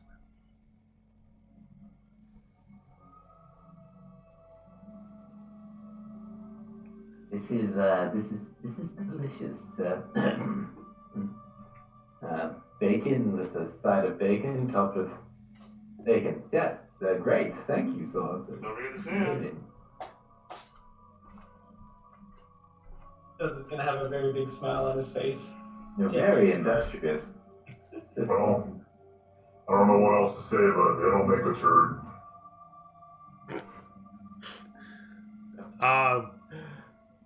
As you guys finish breakfast and whatnot, the montage concluding, the camera then pans back to show you guys next to buildings whipping past.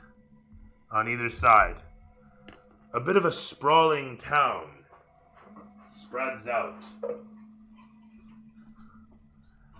It's not so disturbing to see ruins in the middle of the desert. No, that's pretty normal. That's really normal, in fact.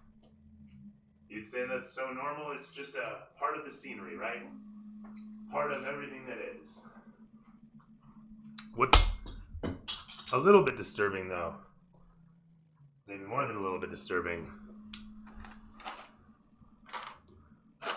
is driving past an entire town that isn't in ruins, but is entirely desiccated. All the peoples within it.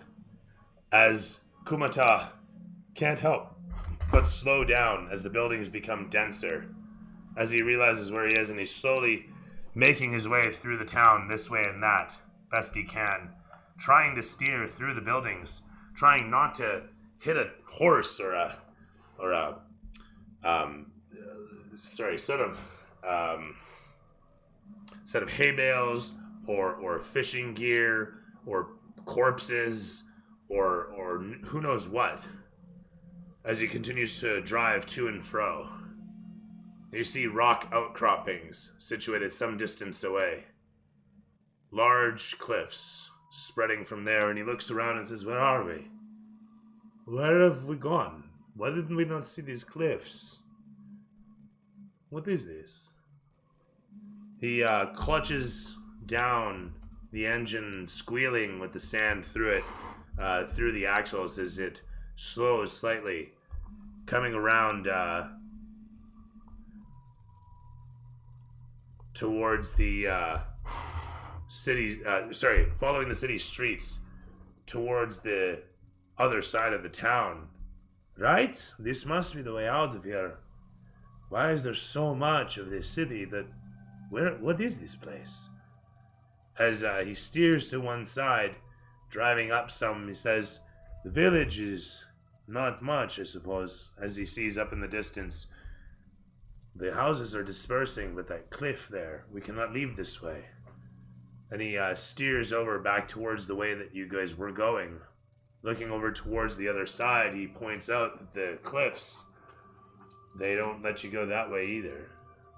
We are in some sort of valley. I have not heard of this place. Is this on any map? I have never heard of. I've never delivered anything here. Perhaps it was a small mining town. I would have thought to have delivered, perhaps, detonations to here for their mining efforts. I don't see. Oh, there you are. There. And he points up, and sure enough, against the cliffs, you can see an open mine. Sure enough. And you can see banners. At least, maybe they were. They look chewed apart. Chewed to absolute shit. As they whop and whip back and forth in the wind. That billows a bit of sand kicking it up, sending it misting along over the opening of the mine, where the tracks leading out have collections of people huddled around the entryway. You can see the doors of the massive mine are actually situated on giant hinges and swinging back and forth idly in the breeze. Well, I mean, to me personally, this town is no concern. We're in the race. Almost in time with your curt remark, it shows like your face up close, and it shows everything in the background through the windscreen, and it shows some of the corpses suddenly just topple over in the breeze in disappointed response to your statement. But with that said, the bus continues to careen along, and Kumata simply says, yeah, no, this is not our concern. I mean, don't let me make this decision. If anybody else wants to stop, Laz is gonna pop up top and see what he can see with his amazing eyes now. As you look around at the desolation of the place, the bus meandering as fast as it can through the somewhat denseness of this township, kicking up as little dirt as you can as you roll along. Kumata suddenly sees ahead. There, we have a way out. It looks like an open stretch. I'm going to open it up. We can leave this hellscape behind, huh? I'm looking around. I don't see anyone moving, right? Everyone's appears dead. Sort of. The camera... Oh, man. Camera pans in against your faces as you look around at everything. It's so horrible. Whatever happened here. And it pans backwards. As it does, slowly coming down upon where we see a few bodies down in the dirt being picked over by large black things. Multi-legged, hard-shelled. They have large wings that from under their huge shells. And as the camera pans in close upon them, they suddenly spin about and stare at the bus and give out little as their massive mandibles clatter, chittering back and forth. And the camera continues to pan along as the bus rolls past them. And it shows a few more. And Orion's going to be getting impatient. And he's going to sigh and say, we're wasting time. We could be winning the race right now. I cannot drive around all these buildings so quickly. I will crash. I cannot, it's too thick in here. The opening's just up ahead. I can make it. No, it's okay. It's fine. Please. We need to get moving or we're gonna end up like these bodies. What do you mean? There's some sort of bugs. They're all over them. They've eaten this town and I don't want to join them. You're shouting this through the hatch. I'm assuming. What was that? You're shouting this through the hatch, I'm assuming. Yeah. They're flying black bugs. They're the size of bowling balls. Of bowling balls. Well, your cannonballs. Yeah. God. Of a large cannonball or a small cat. A helmet. Orion will kind of do this.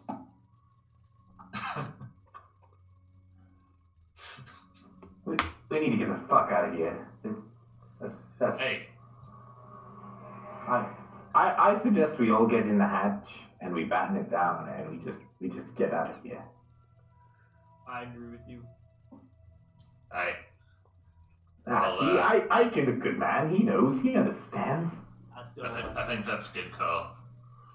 And I'm gonna unlash myself and clamp down. Kumata suddenly gives out a gasp as you guys see on the windscreen. One of the massive things lands, and then another one. Aw, shit. And another one lands up on top. Do I know? Does Orion notice this? They're huge, and on the windscreen, Kumata screaming tips you off. Ah! Look at the size of this thing! Everybody. It is disgusting! It's just... He suddenly reaches out and punches the windscreen, expecting to punch the thing. It... And mandibles down. Chomp chomp. He watches it skits against the glass, and then does something or pokes at the glass trying to get through, to no avail. Kumata, you need to stay calm and you need to get us out of here now. Okay. Hey,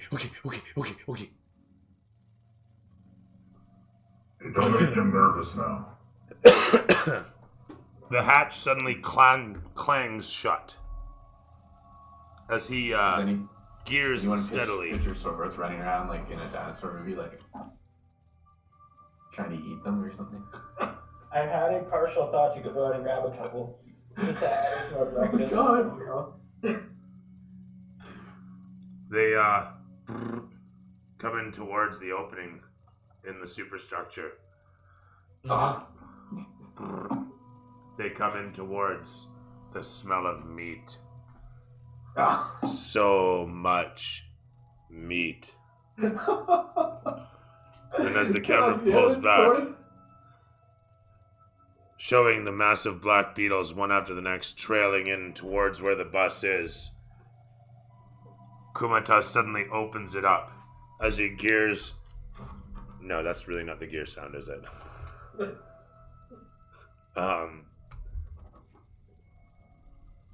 Gears slightly and bringing up the revs. The engine cries out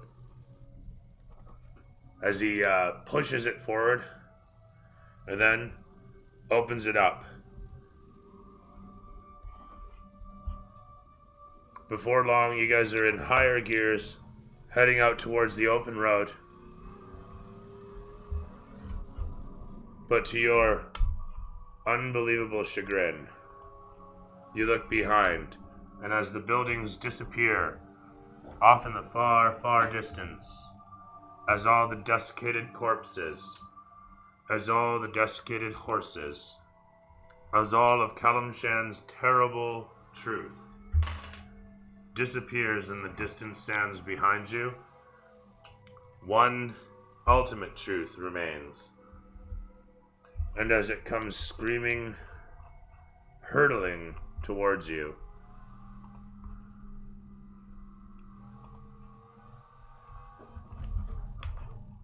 Kumata, pouring it into overdrive, asks, "Are they still on us?" And they are very, very, very still on you. In addition to coming after you. The camera panning to show the massive mess of them. Oh, fuck it. Jesus Christ. Hurtling in as a massive cloud, as the bus is shown ripping as fast as it can away from them.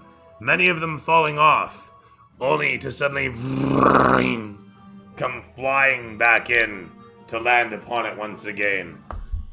And Kumata simply says, "Why are they so attracted to us? What is it we have that they need?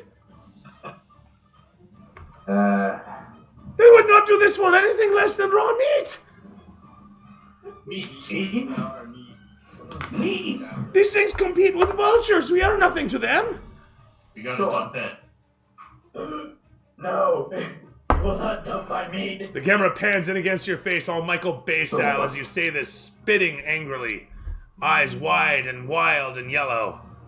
Sorth, they are after your meat. They will kill us. Your meat. We're either throwing your meat out or we're gonna throw you out to them. As this is all happening, you guys hear, behind you, the unmistakable chomping of several of their mandibles. Stop throwing the meat, lads. Alright, meat's going out. Throw down. I'm gonna keep unloading. I'm gonna try and keep pushing you guys off the meat. Starting with last. The biggest guy's gotta go down first. We'll try to hold Sorth now. I'll grab a sword. Oh, okay. My strength versus yours, right, buddy? Is it strength save or strength? To throw the meat, it's a strength test, not a strength. No, for me to grapple swords that everyone else can throw the meat. Oh. I want to grapple swords that everyone else can throw the meat. It's athletics or acrobatics on Sorth's part, and athletics on yours, Laz. It's dex on me. Athletics on Laz's part, and Sorth gets the choice of athletics or acrobatics. 24 for acrobatics. Only 20. Motherfucker. Yes. As Sorth How desperately, you got a 24? What do you have? with his I got golden plus 6 eyes on that. reflecting all the action forth, He flips out of your way, bawling forth like so much Blanca and rolling away, leaping in as a scaled wonder should to protect his meat. Can I grab a chunk and roll deception to kind of lure him away? Yeah, totally. Roll deception. Your base instincts can't be helped, Sorth, but let's see if you can overcome them. Oh, nat 20 plus 8, 28. Oh, shit. Be a little harder.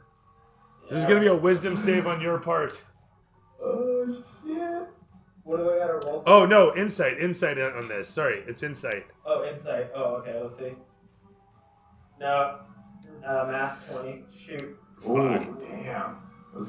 Can only do so much. As it were, though, you stare towards, your baser instincts take hold, and that fucker, how could he separate? That's all yours! Something inside you goes like that, anyway. But what do you actually do is really the question.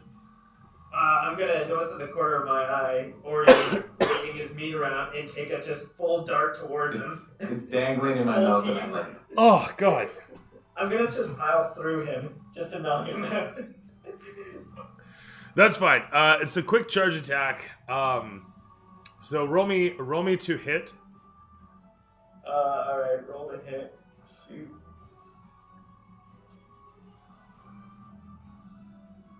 Oh, what's that?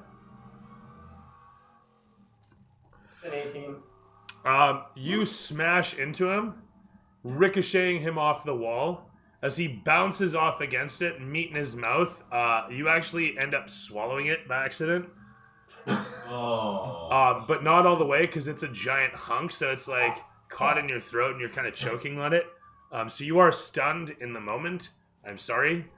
But with that said, Kumata shouts out, "Miriam, look!" And you guys can see that they are, in fact, chewing against the edges of the plating around the cab, and their mandibles are throwing up sparks, but they don't seem to be making any headway. Doesn't seem to be stopping them from trying. As you guys watch them put streaks in the top of the glass windscreen and at the bottom, trying to pierce at what they perceive to be the weak points, clever little bastards, they don't seem to be getting anywhere just yet. But in due course, who's to say? The same can't be said for the parts that are missing plating. And that is to say, the now soft points that are the substructure revealed. And sure enough, you can see a few of them already wedging their way through and into the cab. As the substructure pulls apart, they start to pour into the bus. Or they will start to pour into the bus. And you can see them starting to poke through with the first of their mandibles against that soft metal. Can I start stabbing at them through the hole? Just give them meat. Yes, you could absolutely start stabbing at them if you wanted. Alright. Let's roll initiative. Okay. 24. So, how do we get the meat out of the bus without opening the hatch?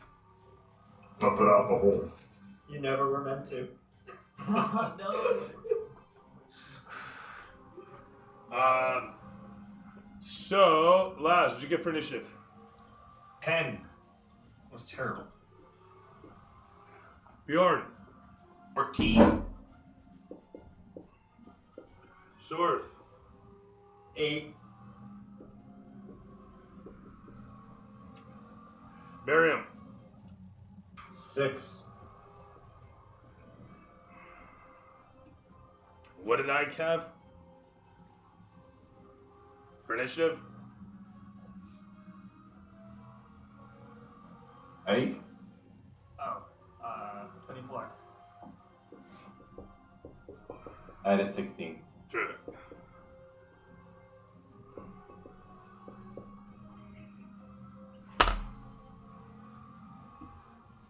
Where am I here then? Your DM will be going on a 14 plus bonus.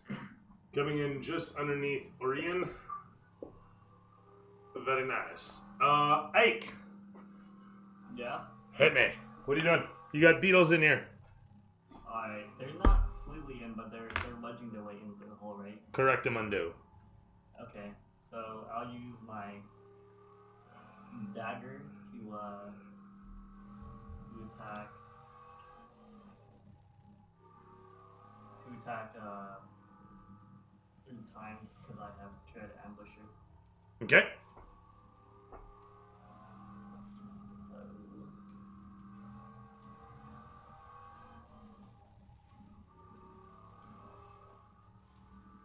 First one's a 12. Yeah. Second one's a 10.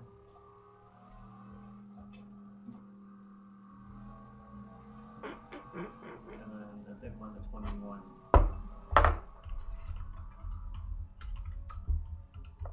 To hit. And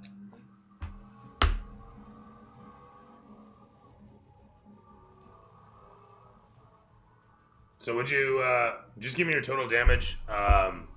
Actually, no. How much was your first damage? how much was my first damage or first to hit?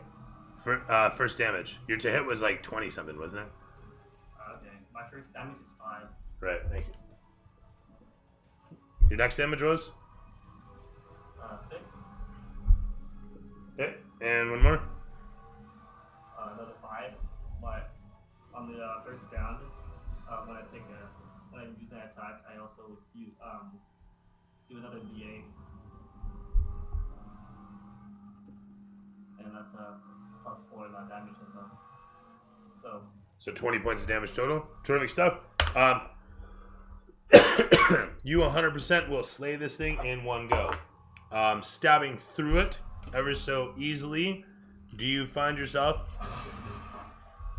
spattering its bug guts away into the wind? As it bursts from your blade, you watch as the goopy, sort of sticky innards of it explode out under tension of its muscles as the bug hydraulics give out, and its hard shell wings suddenly shear through the air, and one of them leaves a scrape against the steel of the bus as it tears away into the wind, knocking another bug away with a squee. As it disappears off in the distance, stabbed through the body by the other one's wing. It explodes a moment later. The explosion of green bug guts has dented in the soft substructure of the bus somewhat, but it's still holding.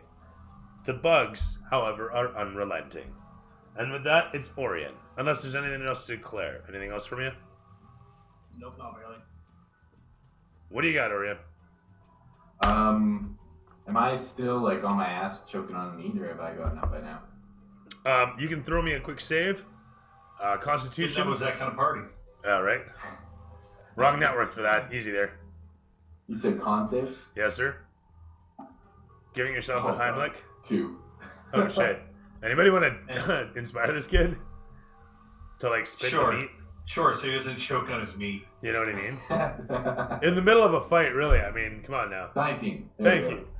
You spit that shit up, and after a moment of grievance for what part of you may have died there, you move on. I'm assuming in what fashion?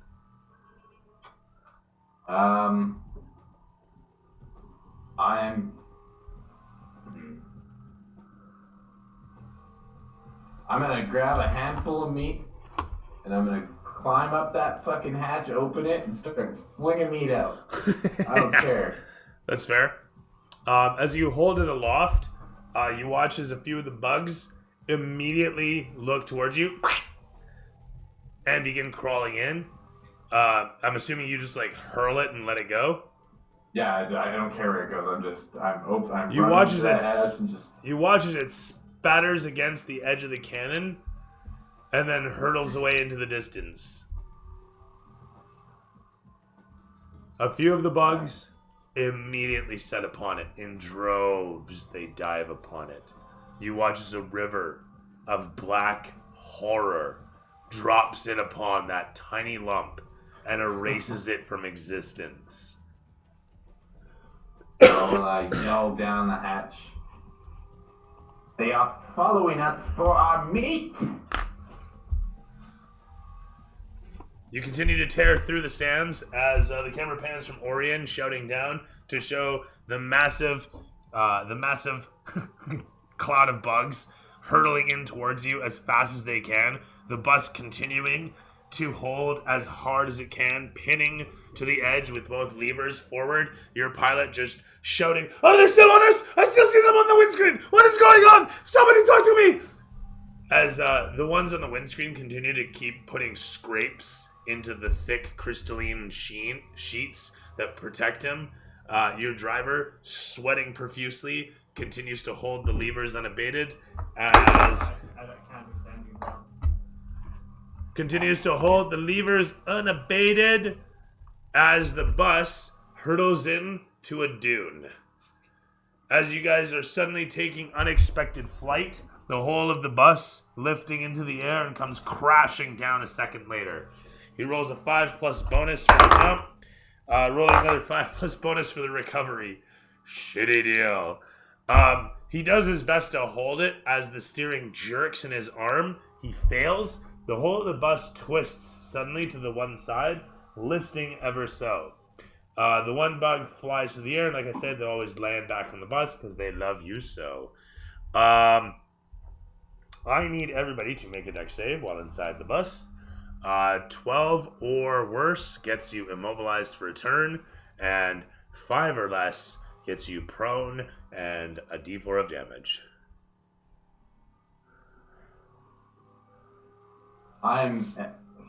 Being at the hatch, am I considered inside or outside? You're considered... It's a strength check. It's outside. Okay. And then I'm What was 12 or inside. less again? Sorry, say again? Somebody? What? What was 12 or less again? 12 or less is you are immobilized. You have no movement in your upcoming turn. Or your current turn, as the case may be. I got a 4. You are proned and take a d4 of damage. I got a dex save of 8. 3 points of damage. You got a dex save of 8. It means you just have no movement next turn. Actually, you know what? I'll reduce that to half movement. How's that sound? Half movement. There you go. That said, where am I here? Beetles all over the bus, clouding in towards you. A bunch of them tear through the wall and will start to attack. 8+ bonus is not going to hit shit. 20 plus bonus is going to be a bad day. The swarm has the few attacks it does, but let me just pull up our...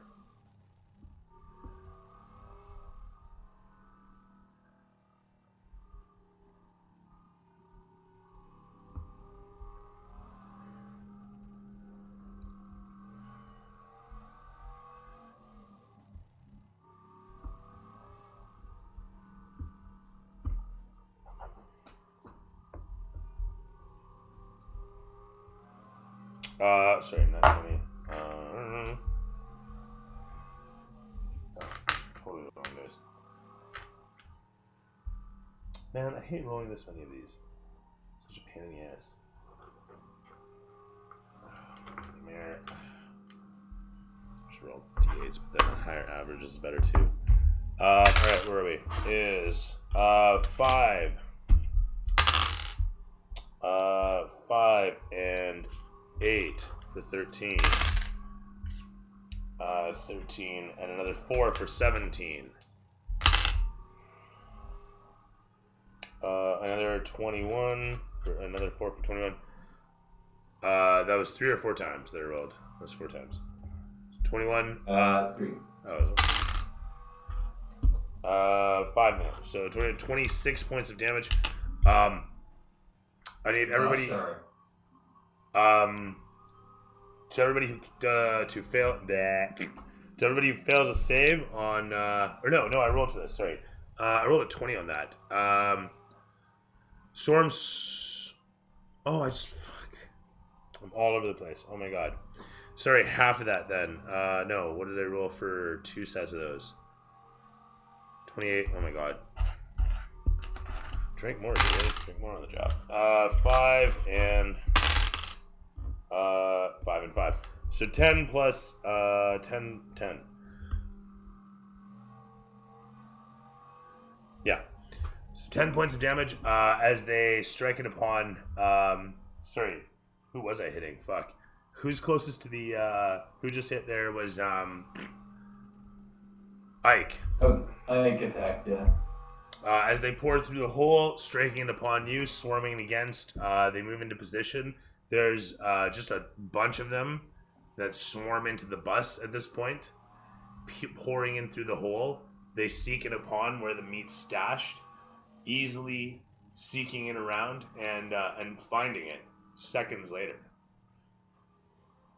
The camera pans from all the beetles doing their thing to the horrified look on Sort's face to Bjorn, who's staring upon this massive black mass that's slowly making its way into the bus. Well, I'm going to, in this case, we're going to need some help, so I'm going to cast Spirit Guardians. Okay. And I'm going to designate our crew as unaffected, but every creature within 15 feet of me has to make a wisdom save of 14 or take 3d8 damage. Okay. Go ahead and roll. If they're already in it at the start of their turn, they have to do it again, or if they enter during their turn, they have to do it. Mm-hmm.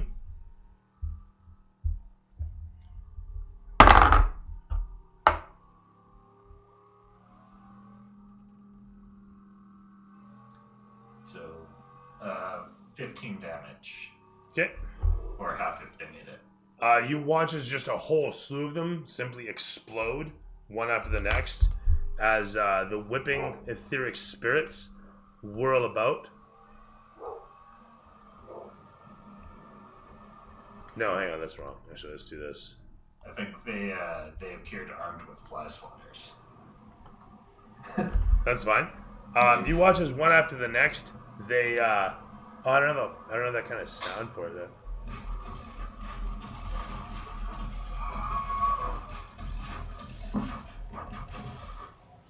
The swarm slowly bursts as bits of shell explode off of them one after the next, bursting all around the back of the bus. As they explode, they start to clatter around, and the sharp wings piercing through the air, rolling about the bus in the aftermath, threatened upon as everybody can make me dex saves from the entire swarm getting exploded at once. Good job, Bjorn. That is an excellent work.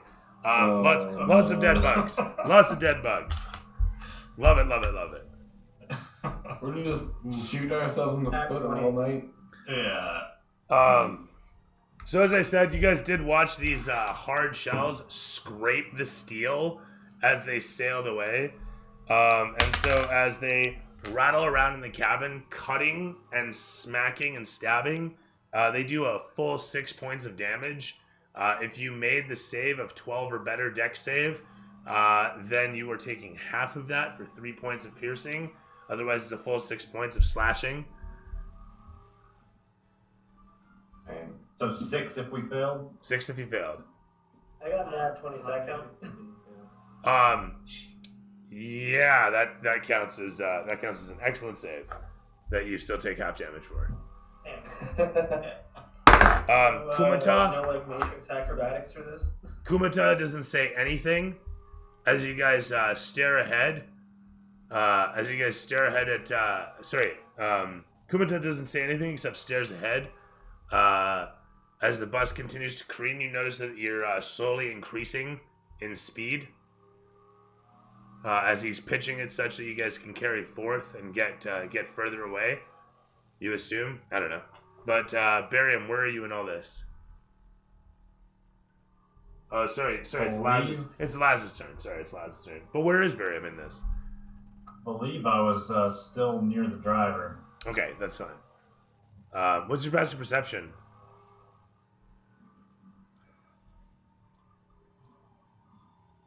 It's only 9. Okay, that's fair. Okay, that's cool.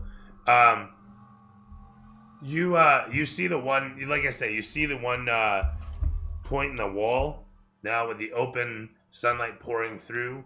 Now that's been opened up by the beetles crawling through. You can see a very, very large open hole in the side of the bus. And you can see in the distance and hear the sudden cannon fire of a familiar form as the massive wheeled hull of the Draegr vessel is seen roasting down the dunes in the distance, firing upon, of all the terrifying things you could possibly witness, a giant beetle with massive wings flying low over the dunes as it's skiing down the hill with its massive wheels. You watch as the gunner up top fires away several times over, successfully managing to connect with the distant massive beetle, each of the shots landing true. The huge beetle, with its huge shell cracking apart under the sheer stress of each of the explosive shells, falls into the sand as the massive Draegr vessel continues to roll down, the massive wheels of it churning up huge rooster tails of sand as it sails away from you. Camera pans against you guys and all this, as I was saying. To show Laz, as you are pelted by shell, you are doing what? You're seeing the hole in the side of the bus. There are currently no beetles in the bus. And around you guys, but there is still a massive hole in the bus. Can I close the hatch? The hatch is already closed. They actually got in. Hatch is already closed? Yeah, they got in through a. Oh, actually, no, sorry. Orion, you failed your save, eh? Yeah, I forgot to cover this. By the way, you rattled against the ladder and failed your save, falling down into the bus for 5 points of damage. You land on the ground with a clatter and a clang. It's a terrible time. Laz, you do rush over and you close the hatch. That's a good call. With that said, anything else to declare? I'm going to ready two, because I can't probably swing the full battle axe in here. I'm going to ready 2 hand axes for just punting these things out the hole if possible. Okay, that sounds good.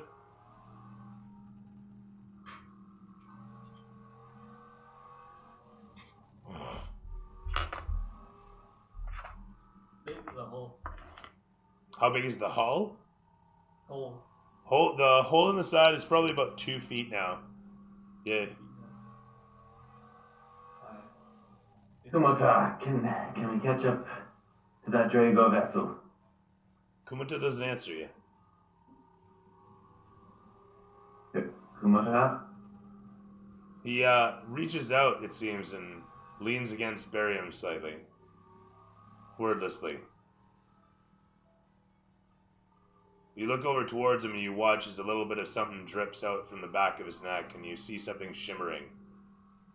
Stuck out the back of his neck, you see a large beetle shell. Oh, God. You rolled a 1, sorry.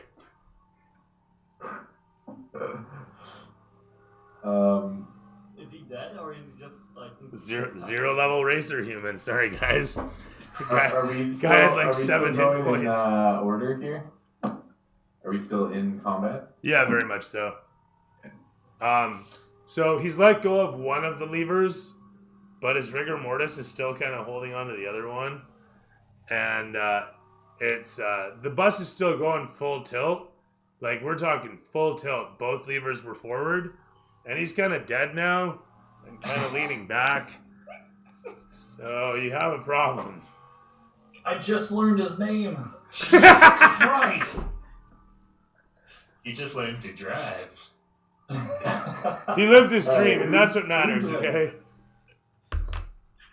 So, wait, is it my turn next? Very next? Well, I mean, it's actually Laz. I thought Laz just went. Laz didn't do... Oh, yeah, Laz did the hatch and then didn't really do anything after that. Oh, did I know that he was dead after, if I was heading towards the front of the bus, I didn't know that yet. No, you're actually, you're in the mid-bus. The hole is at the back of the bus. There's no reason that you would have observed, and he's not even visible, really. unless you really lean, because he's, I'm just picturing Orion fell off the ladder and looked over at much time and just saw like the blood or something. Yeah, you're kind of upside down on the bench. Yeah. Yeah. So it is what it is. As Laz gets himself sorted, looking over towards the hole in the wall, you see what it is. You've closed the hatch. You didn't do anything else though, so you technically still got an action here. I don't know. What do you got, Laz? I mean, if I don't notice that, I mean, like I said, I was readying my axes, and I guess if I don't notice that the driver's dead, making my way to the holes at the back to keep that going. Orion's gonna shout out, I think our driver is unresponsive or perhaps dead. Oh shit. So, Kerr will deal with the bugs. Someone needs to take control of the vehicle. I'll do it. all right, Ike, you rush over towards the levers, and Dear Lord. Before I go, I'll yell at them. Remember to throw out all that meat. You even know how to drive. I've got a better idea. Baby. Ike, get us close to the Drago vessel and we'll throw the meat and the dead pilot on their vessel and draw the bugs to them. Okay. Desecrate his body too, sure. Ike, you've never done this Just before in your gonna lure life. them in. That dead body? That's what they want. That's like the biggest lure. Just make sure you have Bjorn peg it down to the roof with his ballista. Yeah. When you throw him, just yell pull. Let's see how Bjorn can shoot. As you pull Kumata from the lever, Ike, you see that while he's bleeding at the mouth and clearly passing on, he's actually not quite gone altogether. And one eye lazily looks up towards you. He seems to try to mouth something, and grotesquely as he does, you can see the shard of beetle sticking through his neck and a little bit of light penetrating through. But as he looks towards you, do you do anything? Do you just throw him to the side? What do you do? I don't know. So, first I'm gonna pull out that beetle shell and then I'm gonna cast Cure Wounds on him. Okay. You do so. The moment you do, it spurts blood and he... Oh! And is he dead? You're not sure. Do you cast it on him? Yeah, I mean, he just dies instantly. Oh, man. Well, you're not sure. I'm still gonna do it. I'm still gonna do it, though. I'll still do it. No, hang on. You bless this fella, and you seal the wound. Breathing new life into him, he suddenly coughs, and it's not bloody. As he looks up towards you, staring, and he says, I live. I saw my mother. She was still slapping my father. At which point you what? So, did it really matter if how much I healed him for? Well, I mean, yeah, kind of. He has like 7 hit points, but... No, I give him 10 HP, I guess. Okay. I'm gonna look around and ask everybody if anybody can heal this man. He's still alive. He's healed, dude. You magically healed him. He's done. He's good. Yeah, that was it. You saved his life. Oh, I thought he was still dying. Yeah, well, he was. You healed him. Well, he's no fit to drive right now, so I'm just gonna drop him on the ground. And get him to the driver's seat. He might recover shortly, but you know, in the meantime, you can pull him off. That's cool. Yeah. And then do what Orion said. Okay. Near the, You situate yourself upon the seat, taking hold of the levers, and start to move the bus in towards it. I need a pilot check. You are not proficient, so in your case, it is just a straight strength or dexterity check as you attempt to use your muscle or finesse to wrest the bus to your behest. Oh my god. You guys should not have trusted me. Oh, Lord. It didn't. Somebody inspire. Somebody please. Oh my god. Put the dead guy back on. Yo, inspire me, please. Well, we're all gonna die, for real. If you're gonna take the controls, you gotta do better than that. That's an inspiration, by the way. That sounded inspiring. I'm inspired. Math 20. Math 20? Math 20? Alright. You manage to get it back under control as the camera pans against and you peel off towards, leaving many of these terrible things in the sand behind you as they one after the next. The sand's ripping out behind you as they nice and smoky. Doing your best to get away from everything and get over towards where the Dragors are, those fucking bastards. As the mess of these things continues to trail in after you, sailing along the golden sands as you are, hurtling as best you can, you find, man, this is actually kind of harder than you thought. This way and that, you find yourself slowly turning the bus, trying to avoid sand dunes as the whole of the bus suddenly lists one way as 6 wheels go up a slope and come back down. Then the other side lists as 6 wheels go up a slope and come down again. And everybody can make me a dex check, except, including Ike, because you have no idea how to hold yourself into the pilot seat while this is all going on. Son of a bitch. Oh, dex save. 25. Whew. 12. Nat 20. Basically, I do a 13 or better to Okay, be great. completely unscathed. Easiest Math 20 of your life. Roll 11. So I want you to find the nicest piece of meat you have, put it on an arrow, and let it fly into the Drago vessel. Then you can keep the rest of your meat. So we're not launching the body? Still alive, don't you see? Apparently he's alive. If he's alive, then... I'm not dead yet. I'm not quite dead yet. I didn't hear no bell. I don't want to go on the cart.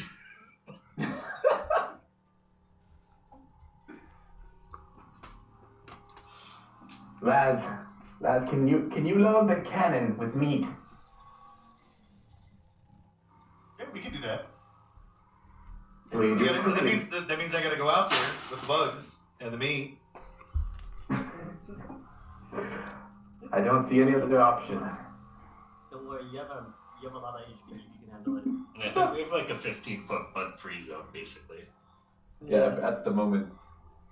Yeah. Okay. Well, let's load the cannon, load a cannon up, and then put a bunch of meat in there in front of it. This is, by the way, I'm gonna say this. Laz is going along with the plan, but what I see happening is literally splattering this and covering the entire bus and making it like the biggest bug attractant in the world driving down the road. I'm just gonna say it. We're gonna do this. We are gonna do this. It's gonna get shitty real quick. It already is. I It's don't know gonna what get else to do. worse. I'd rather throw stakes out than do this crap, but hey. You only live once. This is what YOLO! In D&D, you can live as many times as you want. Do you remember how bad I've been rolling it? Like, this is seriously gonna be one of those, like, I roll a 1, -1 is 0. Does anyone have inspiration left? I do. I do. Alright. Whew. We got 1.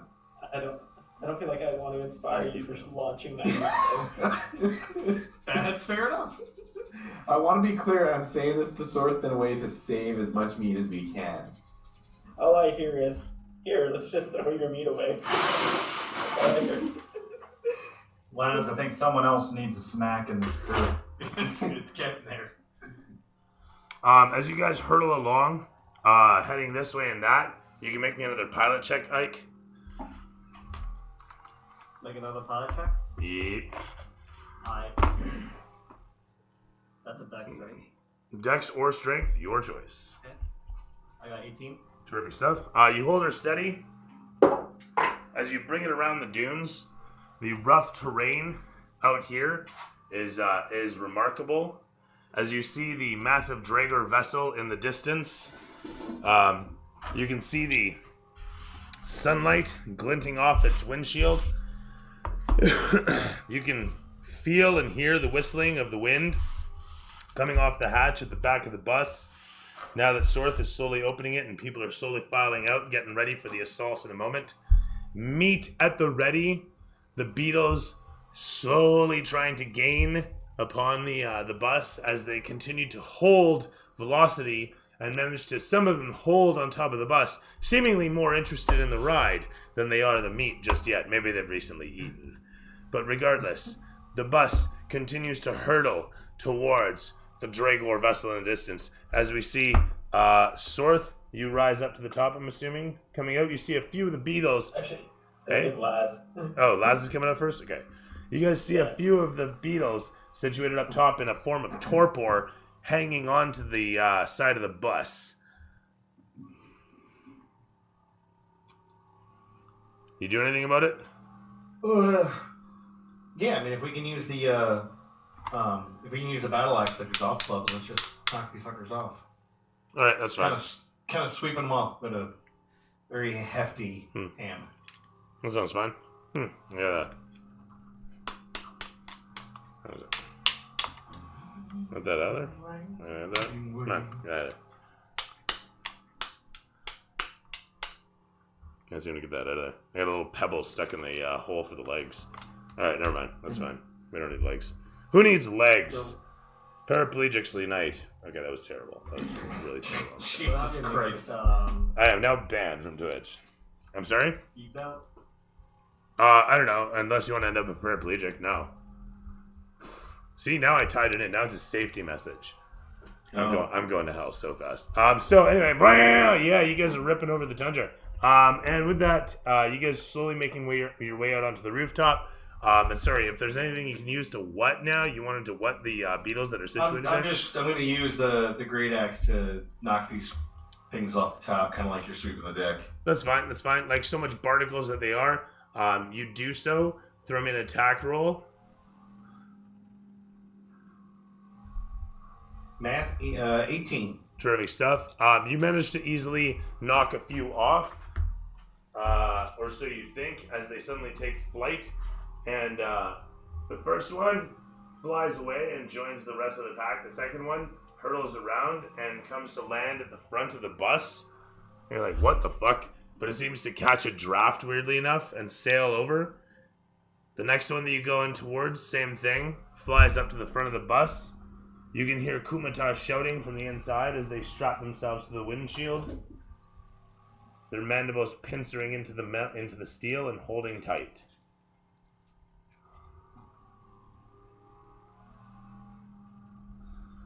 As this continues to happen, this one takes off. This one scurries over, grabbing a hold of the hole in the side, and tries to scurry into the bus. It successfully does so, but that'll be on its next turn. So it's not there yet. Anyway, that's Did he make a wisdom save there? Oh, he's not into the bus yet. That's what I mean. Okay. He hasn't actually moved yet. But that said, he gets swept off and it's over to Sorth. Alright, I think I'm gonna try and do Orion's little trick there. I'm gonna find the raunchiest piece of meat in my pile. One that's just like so rotten that it has to be delicious. Stick it on one of my arrows and get on the roof. It all goes quiet for a moment as you sift through the meats, looking through these various bits that you've collected over the years. It's been a while that you've been collecting all this meat and just carrying it. No, a while, not years, but a while. It's hard sometimes. People don't appreciate how difficult it can be to collect all this and just know where it comes from and what it's going to taste like and thinking about it and taking care of it and just loving the way you do as you look through it all, looking for that specific piece. Is it this one? Is it that one? You're not sure. It's one of these. It's one of these for sure. But you're not sure which. There's so many good ones. There's this one you got here. There's that one you got there. There's this one you found in the gutter. There's that one that you found by the trash. There's that one that you found in the street. This was an old cat. But you skinned it lovingly, took care of it. And, Kurgit gave you props. It looked like chicken. You remember this. He remembers this. You're sure of it. If you showed him this, what would he say? But finally you find it. you find that one piece. There it is. That one specific piece. It's so true. It's so perfect. Kurgit gave it to you. It's an old chicken. You remember it. Just like it was yesterday. Freshly plucked. And now look at it. Congealing. Falling apart. So perfect. This is it. Almost as if it was meant to be. Tastes like chicken, you think to yourself. Just like anything. But it's so much more than that. And as you wrap that thing up, getting it ready to be fired out for destiny, the sun shines in through the open hatch, the buzzing of the beetles. Everything about the moment is so perfect. Kurgit would love this. And the camera pulls back against the bus as it hurtles against the sand, and in the distance we can see the massive form of the Dragor vessel, hurtling along with its massive wheels. And then out you pop. And as we look out across there, with you armed, bow at the ready, you've used your action to prepare the meat and search for the meat and everything in 6 seconds, this dramatic moment, this dramatic 6 seconds. So perfect, you think to yourself, as the sun shines as you get ready to pull back. And from there, it's over to Barium. Barium's gonna look at Ike and sort of demand the controls because of his lack of talent at driving. I'm gonna give it up. Go ahead. As he does,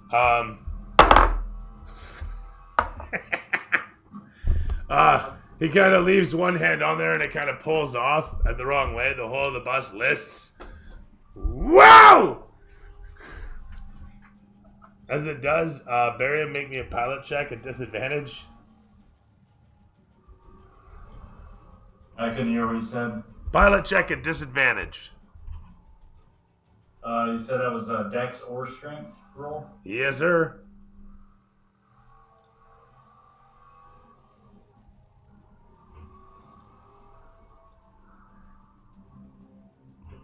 Disadvantage was a 10.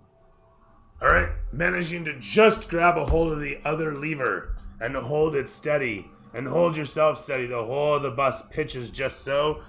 Everybody can make me a dex check, but it's not a disadvantage.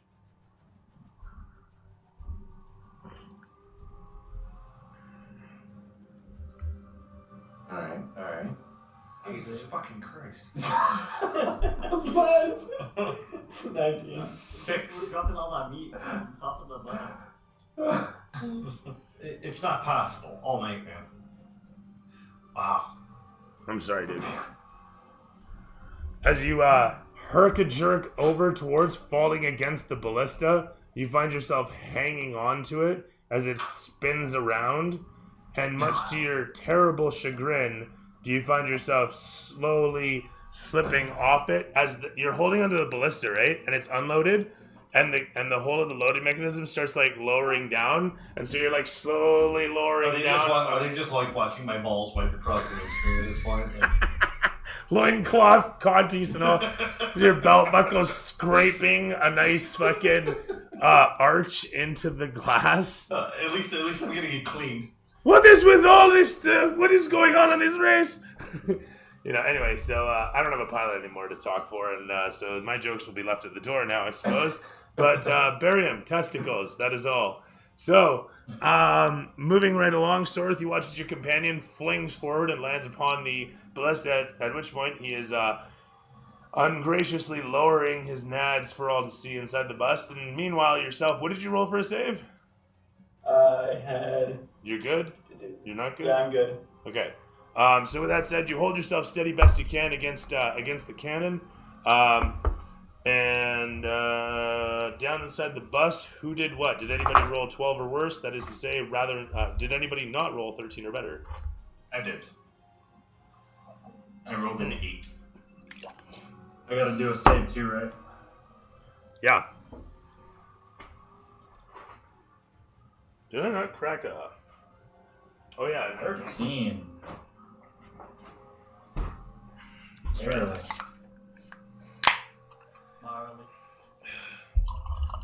When you forget to mix your booze, you're like, what is that? Oh yeah, it's raw booze. Sorry. So who's failed? I did. Okay, and you're the only one. Was it bad or was it okay? Was it? 8. Oh, okay. In that case, you are you're inside the bus. You stumble a little bit. You've lost half your movement. That's about it. And with that said, it is. Sorry, whose turn are we on currently? Here it was Barium's, I believe. You just took the controls. And you're piloting currently. So, holding her steady, you want to veer in towards. I'm assuming. Sorry, say that again? You want to veer in towards the Dragors, I'm assuming? Yeah. Roll me pilot. And yes, you are proficient. Nat 20. And 21 total. In that case, Yeah, baby. the camera pans in against the front of the bus as you take the wheel. Oh wait, proficiency bonus would be a 24 total. You slowly bring it around as one of the beetles sails away from you. You manage to get her just so as the Dragors bring it around just so. Almost as if they're hunting you too. You guys end up neck and neck, hurtling down the sandy strait.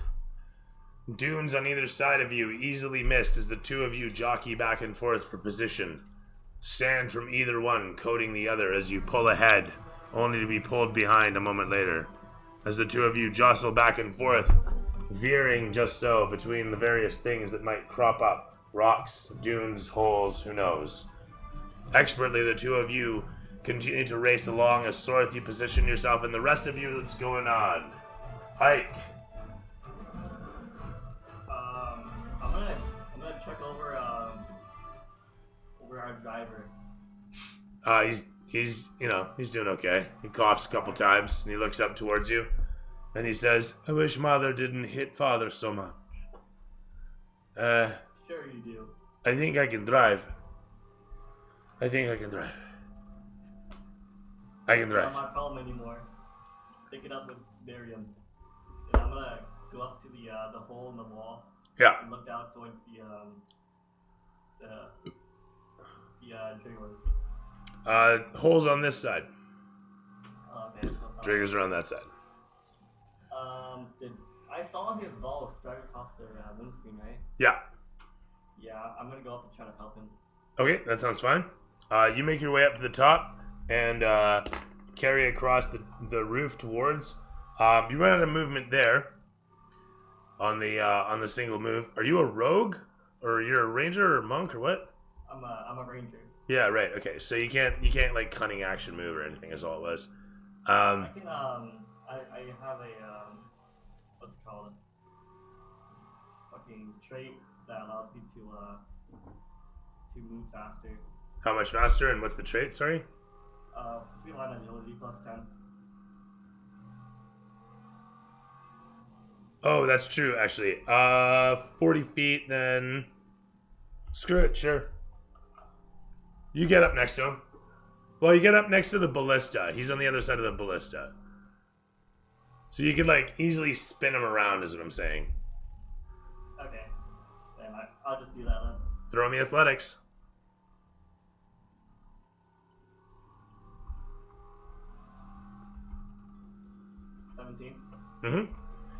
You wind Laz in off the bus. No, really, in off the bus. Laz, your feet touch the sweet, solid rooftop once again. This has been twice now. Your feet are dangling over the front of the bus. You don't like it either time.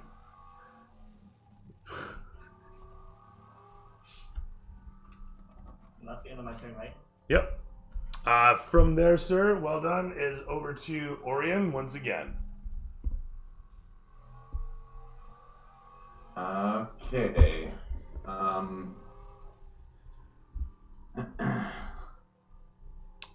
Miriam, make me a pilot check. Is Laz on his feet now? He is, as a matter of fact, so far as you know. Barium, make me a pilot check. Yes, sir. Before he makes that pilot check, I'm going to yell to him to get as close as he can to the Drager vessel. Sounds good. You scream out towards him to do so from inside the bus. Are you at the front? Are you in the cockpit? I was on the floor. I fell off the ladder, so I'm That's assuming right. I'm Okay, so still your here. voice can still carry up. So with that said, Laz, you can actually hear his small voice from inside the hatchway. You're getting drowned out a little bit. So Laz can actually hear Orion say what he said.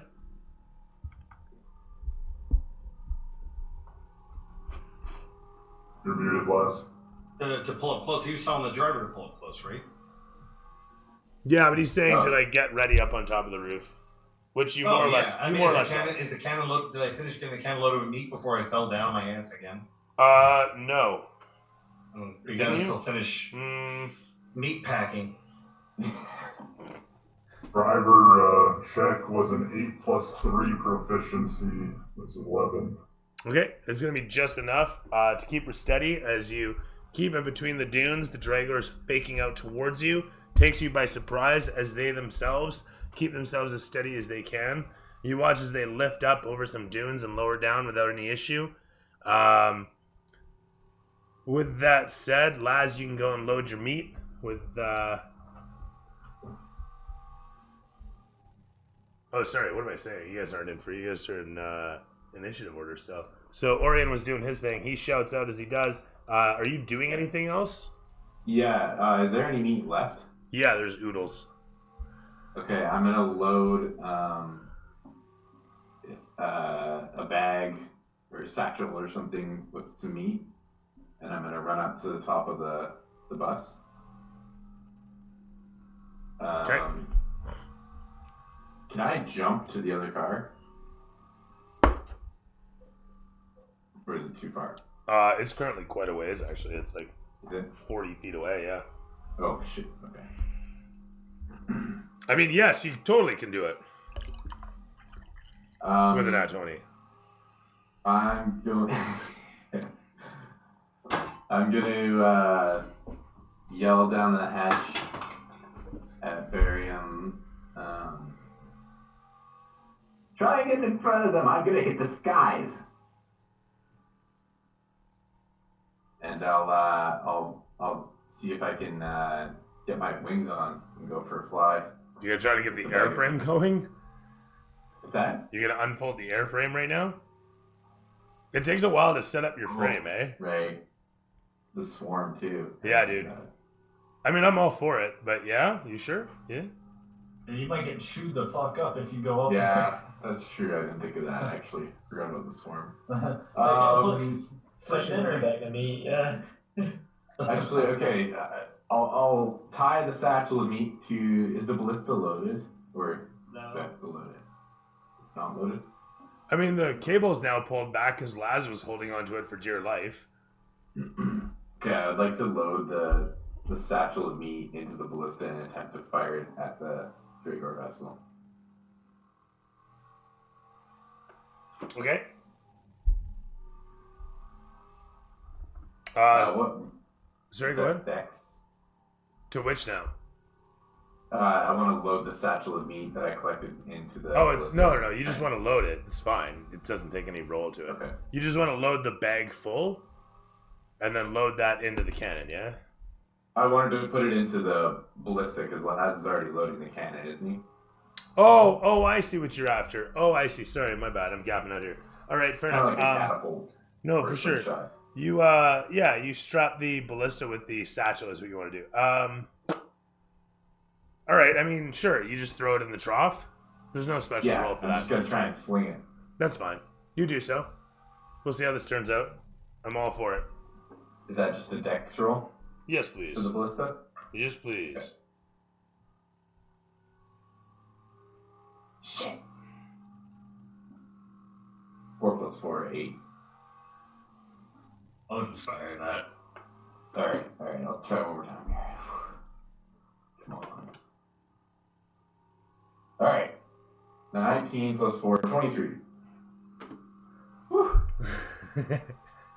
The massive ballista is loaded and swung about as your companion gets narrowly out of the way. Hang on a second. Wait, you're not firing this thing yet. Your action was loading this thing.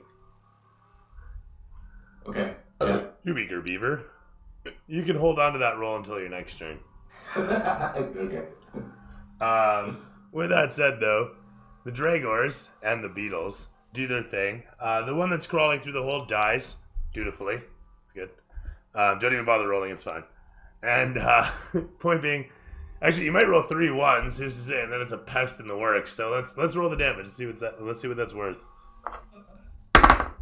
It's gonna roll a 15 plus 2, so actually 3. Also, he makes the save, so he'll take 9 damage. It lives by.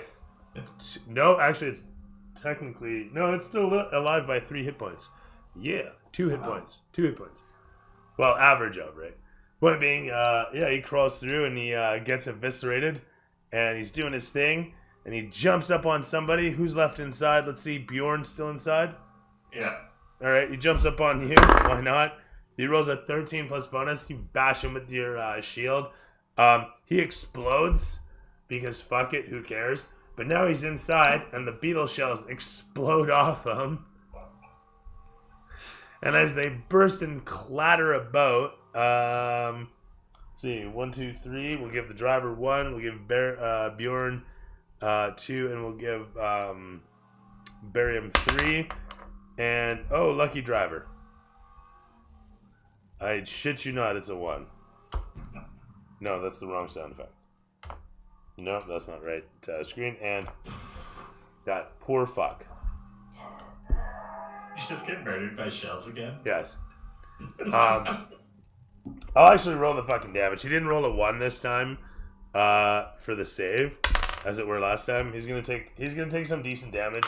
He's gonna take 4 points as it cuts him across the body and rattles away. He shrieks in pain and holds his abdomen where there's a massive cleft wound from the beetle shell. He looks up at the ceiling and at anybody around and is in disbelief at what's going on. But that's that moment. From there, let's see. The beetle's dead. Terrific stuff. The Dragors are doing their thing, driving along as best they can. The driver's hot shit. He rolls a 17 plus bonus. Look at that guy go. The beetles continue to swarm towards you, but you are still holding speed. As the Dragors are looking towards you, they will start to veer away, driving the other direction as they avoid some impending outcropping stone that comes hurtling past. As they do, slowly steering back, the massive wheels churning sand everywhere. The camera pans in upon you guys once again to show, silhouetted in the distance against you, a small flying form. The ever so recognizable sand skiff of Lord Dragar himself. As it comes hurtling along the dunes, headed towards your current position, a lot of you guys still flying as fast as your engines will carry your respective vehicles. Kumata gets himself up and gets himself over towards the first aid kit and starts patching himself together and crawls in towards where he sits alongside the driver at the cockpit and just starts strapping himself, tending his wounds. The scrape is superficial. He's taking a lot of damage, but it's not like life-threatening as it stands. But he's bandaging himself up best he can and groaning as he does. And as you guys continue to hurtle along, the camera's going to show Bjorn as you're situated inside. What do you do? I'm gonna just.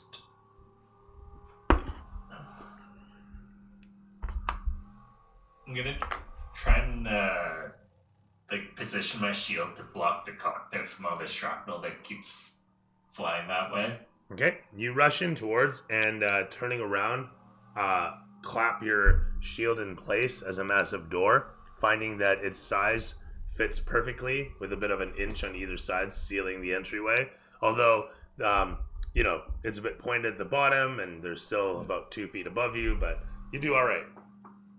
Alright, and then if I got any more I can do, I'm gonna just try and get that meat closer to the hatchway. Okay, that sounds fine. So I'm assuming you do this before, or you're trying to like position your shield and have it stay where it is, because it's not just gonna stay on its own. You're gonna like lean it up there, and the rattling and shaking of the bus will just make it fall down. Right. So there's nothing to wedge it in. Ken's sound died. He's trying to fix it right now. Okay.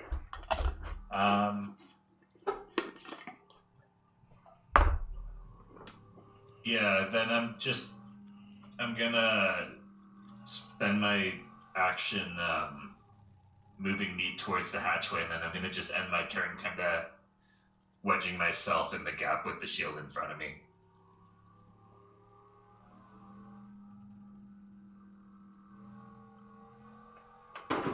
Okay, sounds good. You position yourself, and you're just gonna hold the shield down, is what you're saying. Did I misunderstand that? Sorry, you cut out on that last bit? Yeah, let's just do this. So, you position yourself such that you're just holding the shield? Yeah, I just move some meat towards the hatchway, and then I hunker down to that sounds fine. The front of the cab. You do so, kicking into it and booting it down towards the hatch opening. You then rush back towards the cabin's doorway and clatter the shield against the wall and hunker to a knee, holding the thing as best a blockade could be. Perfect. With that said, it is over to Bjorn. Laz. That from Bjorn. All right, meat cannon is packed. It is. As you pointed out towards the Dragor's vessel, you take aim and rolled fire. All right, I'm throwing a strength check or... Right, strength check, right? Or is it an attack? It is a strength attack. It is a strength-based ranged attack. So 15 plus... I guess it should be plus 6 on it's an attack, right? Yep. Wake up, sword. 15 plus 6 is 21.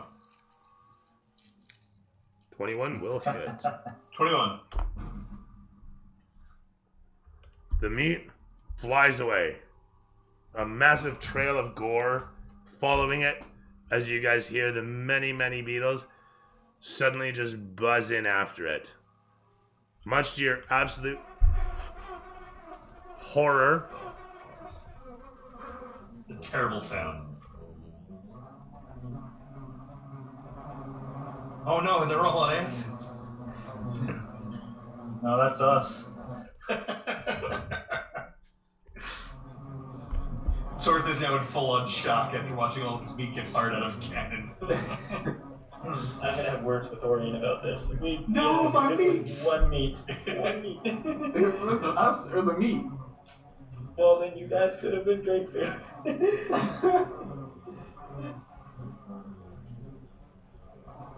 The Odysseus, drowned out by the sound of the many beetles buzzing around, suddenly hurtling away towards the Dragor's vessel in chase of the disgusting lob of meat.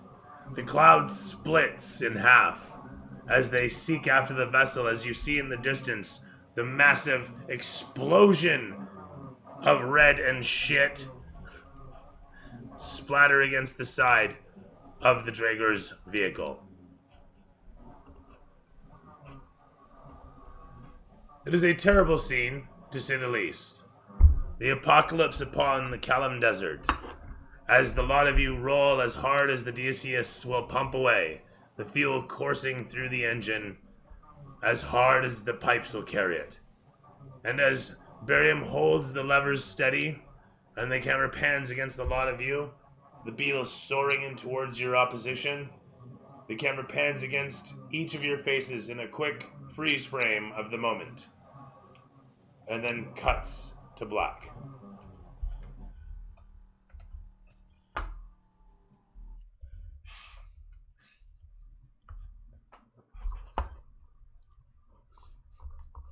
Was that to Laz? I can barely hear over the buzzing. That's the point. It kind of is, yeah, it's true. I will admit. And after all is said and done, the camera pans against each of your faces in the freeze frame, the credits beginning to roll. As we watch the bits of artwork that made up this session, kind of like it was an episode of The Mandalorian. Just as like a total breakaway from the everyday. But then it comes back to, of course, the freeze frames of each of your faces. And then it shows fan portraiture, which we never get, and it's totally made up. But, you know, Critical Role gets it, and I Can Dream Can't Die. But that said, it pans against a lot of you guys upon the bus, and it shows, like, sidelong cuts of the bus and rooster tails coming off the tires. And it shows the massive trail of gore coming off the cannon and the splash of gore that comes off of the Dragor's vessel. The look of horror on the Dragor's pilot. The credits continue to roll as Sean again. Would you hate with your words released? I did not expect the Beatles at all. I thought we were going to be running into something else completely different. So yeah, it was a lot of fun getting to that part of it. Was very afraid of losing another driver. But yeah, there wasn't much of it that I didn't like. It was a good time.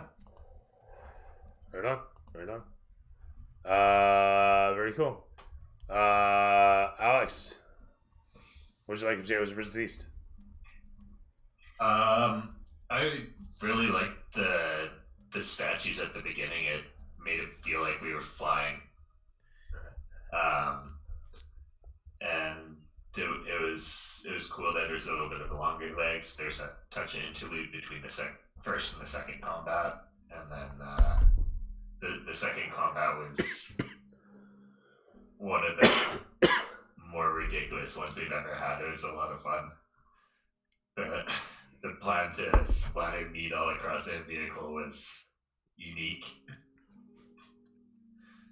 Yeah, there wasn't much to dislike, I don't think. Right up.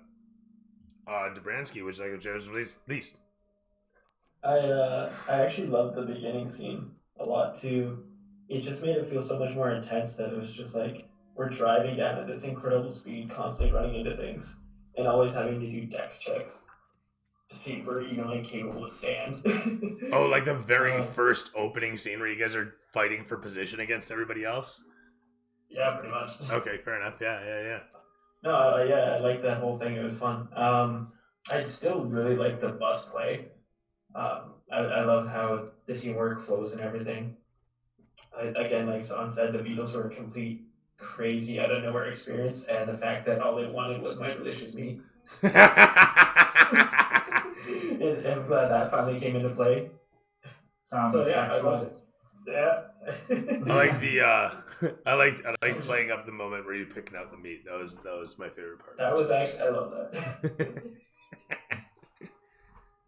No, there's nothing I didn't like about it. It was a fun session overall. Right on. Rick, would you like? Would you hate? Was really?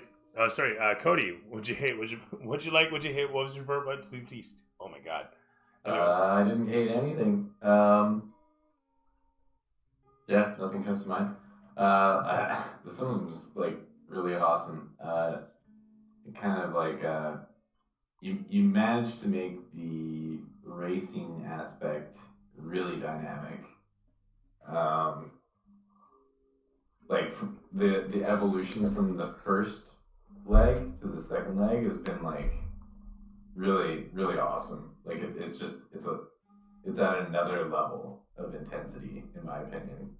Like with the constant like the saving throws and stuff, which like can really screw us, but at the same time it kind of gives it that like every moment matters, and if we don't make the right choice, somebody could fly off the bus.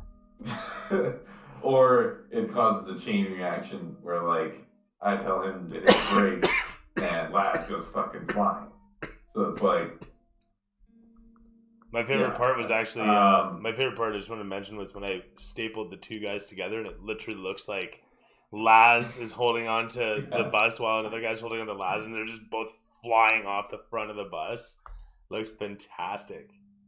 Yeah, sorry. Anyway, all around. My favorite part was probably just kind of like For Orion, my favorite part for Orion was that he got to like kind of be the captain of the ship again, kind of in a sense. Like, I think for his character, that was really important to him, and like really played well into his kind of personality. So it was really cool. Makes sense. Right on. Rickard, what'd you like? What'd you hate? What was the part was least? So on top of what everyone else said, the statue part at the beginning was absolutely amazing. I like how we had not only one battle, but we got into a second battle. We were getting overrun by the bugs. I like that our driver got absolutely impaled and destroyed. Like I felt like this entire part of the race was so great as far as like Cody said, it was very dynamic and like I felt like this was extremely immersive. Just kind of like when we were like hitting the statues in the beginning, I was thinking, oh shit, our bus is gonna fall apart. You know, I was like worried about that shit, and then worried about the guys boarding us, and the damn bugs ripping the hole in the side. Like all that shit was awesome, and I also enjoy how many choices we have with the bus. Like it's understandable when we're playing our own character, making our own roles and stuff, but I never knew how it was going to work with the bus and like knowing how like say I took the wheel, if I roll bad, all right, well for that section something bad is going to happen to us. You know, it's kind of like if you're playing Need for Speed, you're winning the race and then suddenly you run into a pole or an oncoming vehicle or some shit and you ruin your whole race. That's true. But I like all that shit. Right on. Yeah, my favorite part about I just wanted to mention on that note of losing people off the bus is there's a kind of thing about game design and gameplay where when you're designing an experience, you want to introduce the risk in a sort of benign fashion. You want to introduce people to it and show like you want to show that this can happen. This can happen to you. This is a pain. So like when you guys blew apart the Beatles the first time, it scrapes against the steel, right? And you're like, oh shit, that's sharp enough to scrape the steel, eh? Okay, well, what's going to do to people? And then when you bust them apart inside, you find out, right? Is yeah, they'll impale steel and people easily. They'll scrape steel but impale people easily. It's the same thing. Warning shot.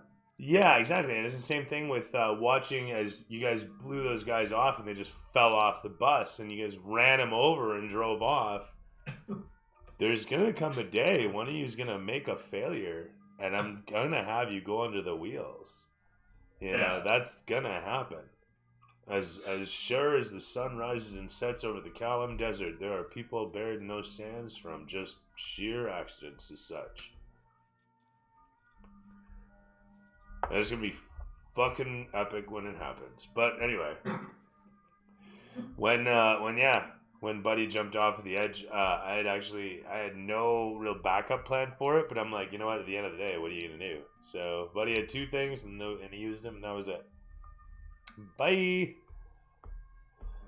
But it was an epic session. I'm glad everyone had fun, and I see Ben's back in, so hey buddy, what'd you like, what'd you hate, what was the least? I like the hole in the wall. Very interesting to find that. Again, my actions have consequences. Also, I blue screen.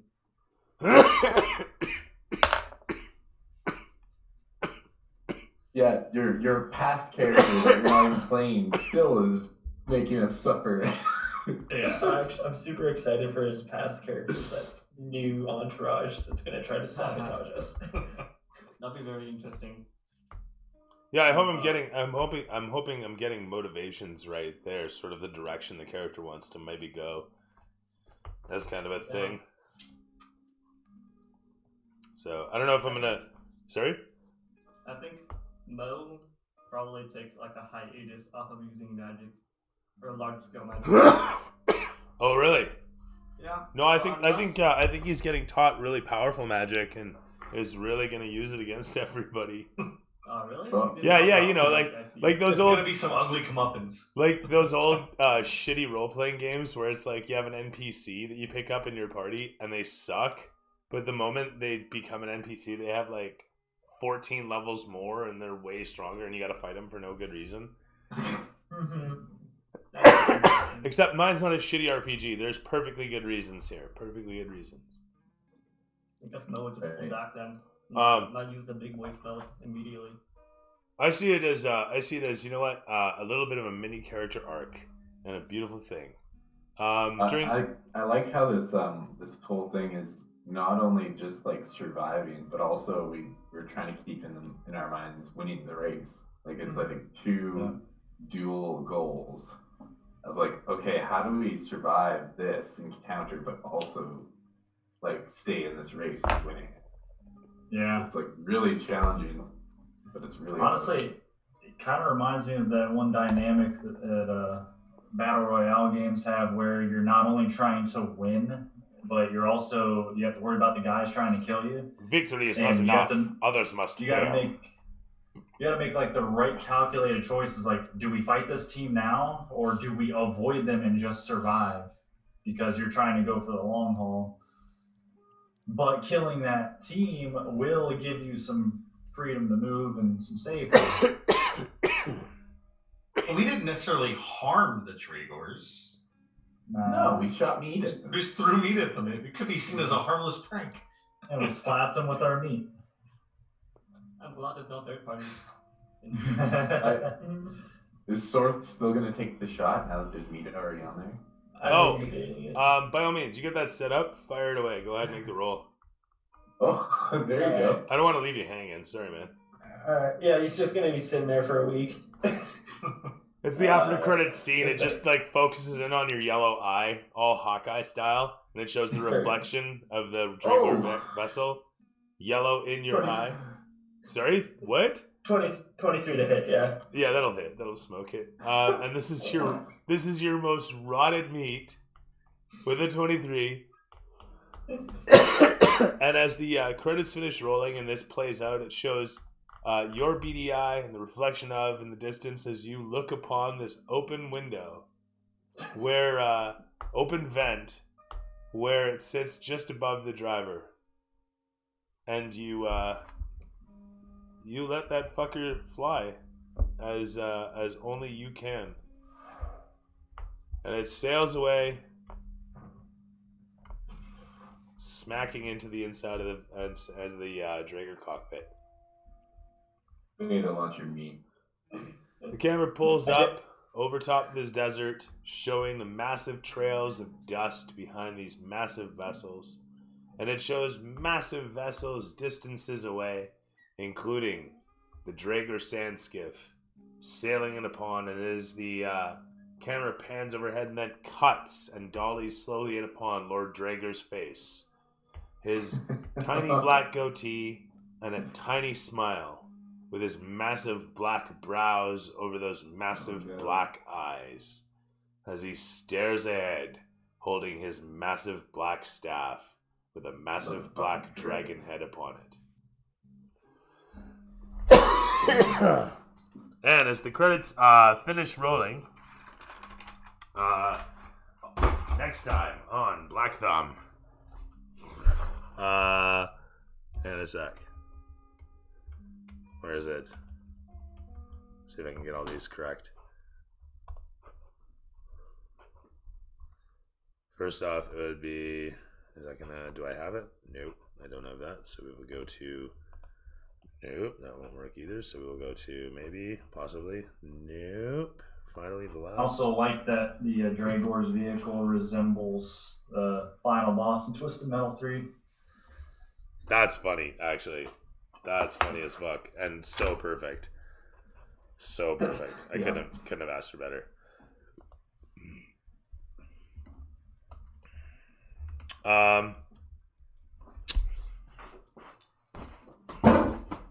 Next time on Calim, Black Thumb, what should say? Yeah.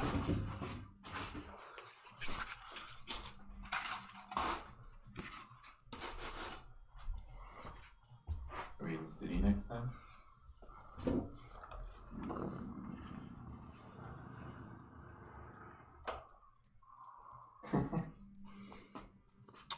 Hearing the chanting all around, the massive noise echoing from the city walls, as we watch the bus slowly slip into the in through the gates of the city and disappear as it cuts to black.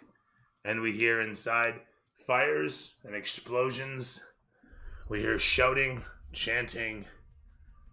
And then it cuts to show Mo at the lead.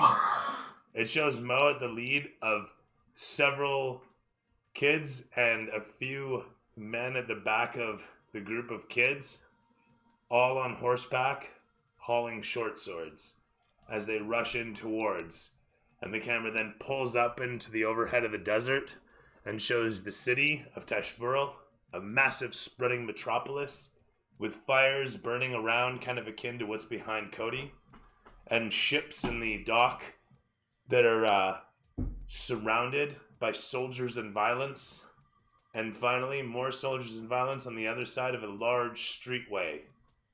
And we see the bus, easily recognizable, even at this distance, rolling between those two massive streams of violence down the stretch that is surrounded by gilded podiums with small fireworks, streamers and banners, and nobles of all sorts. So imagine like the Rio de Janeiro Olympic Games. You see soldiers just like, there's like a neutral zone, a massive neutral zone, pushing all this violence back from the street that you guys are on. It's like literally one street, and the rest of this massive metropolis is angry at everything happening at that street. And then it cuts. Order 66. What did Mo do? Oh, he just got involved in the biggest thing of the southern Calim desert.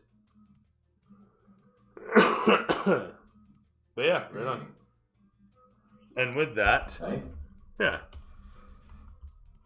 Good session, boys. I should think so.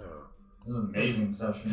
Anybody remember what our experience points were last time? Was it 800 or 600? 800, because we are level 6. I remember 800. Do you only level up on a long rest, or do you level up a short as well? Level up on a long rest. Okay. And then what are we putting in for this? That's an excellent question. Let's see. 2,000. My goodness, you guys are only level 5. Wait, you guys are level 5? I'm 7. Oh yeah, 6. I'm Right, 6. 6. Not 7. So level 6 at the moment.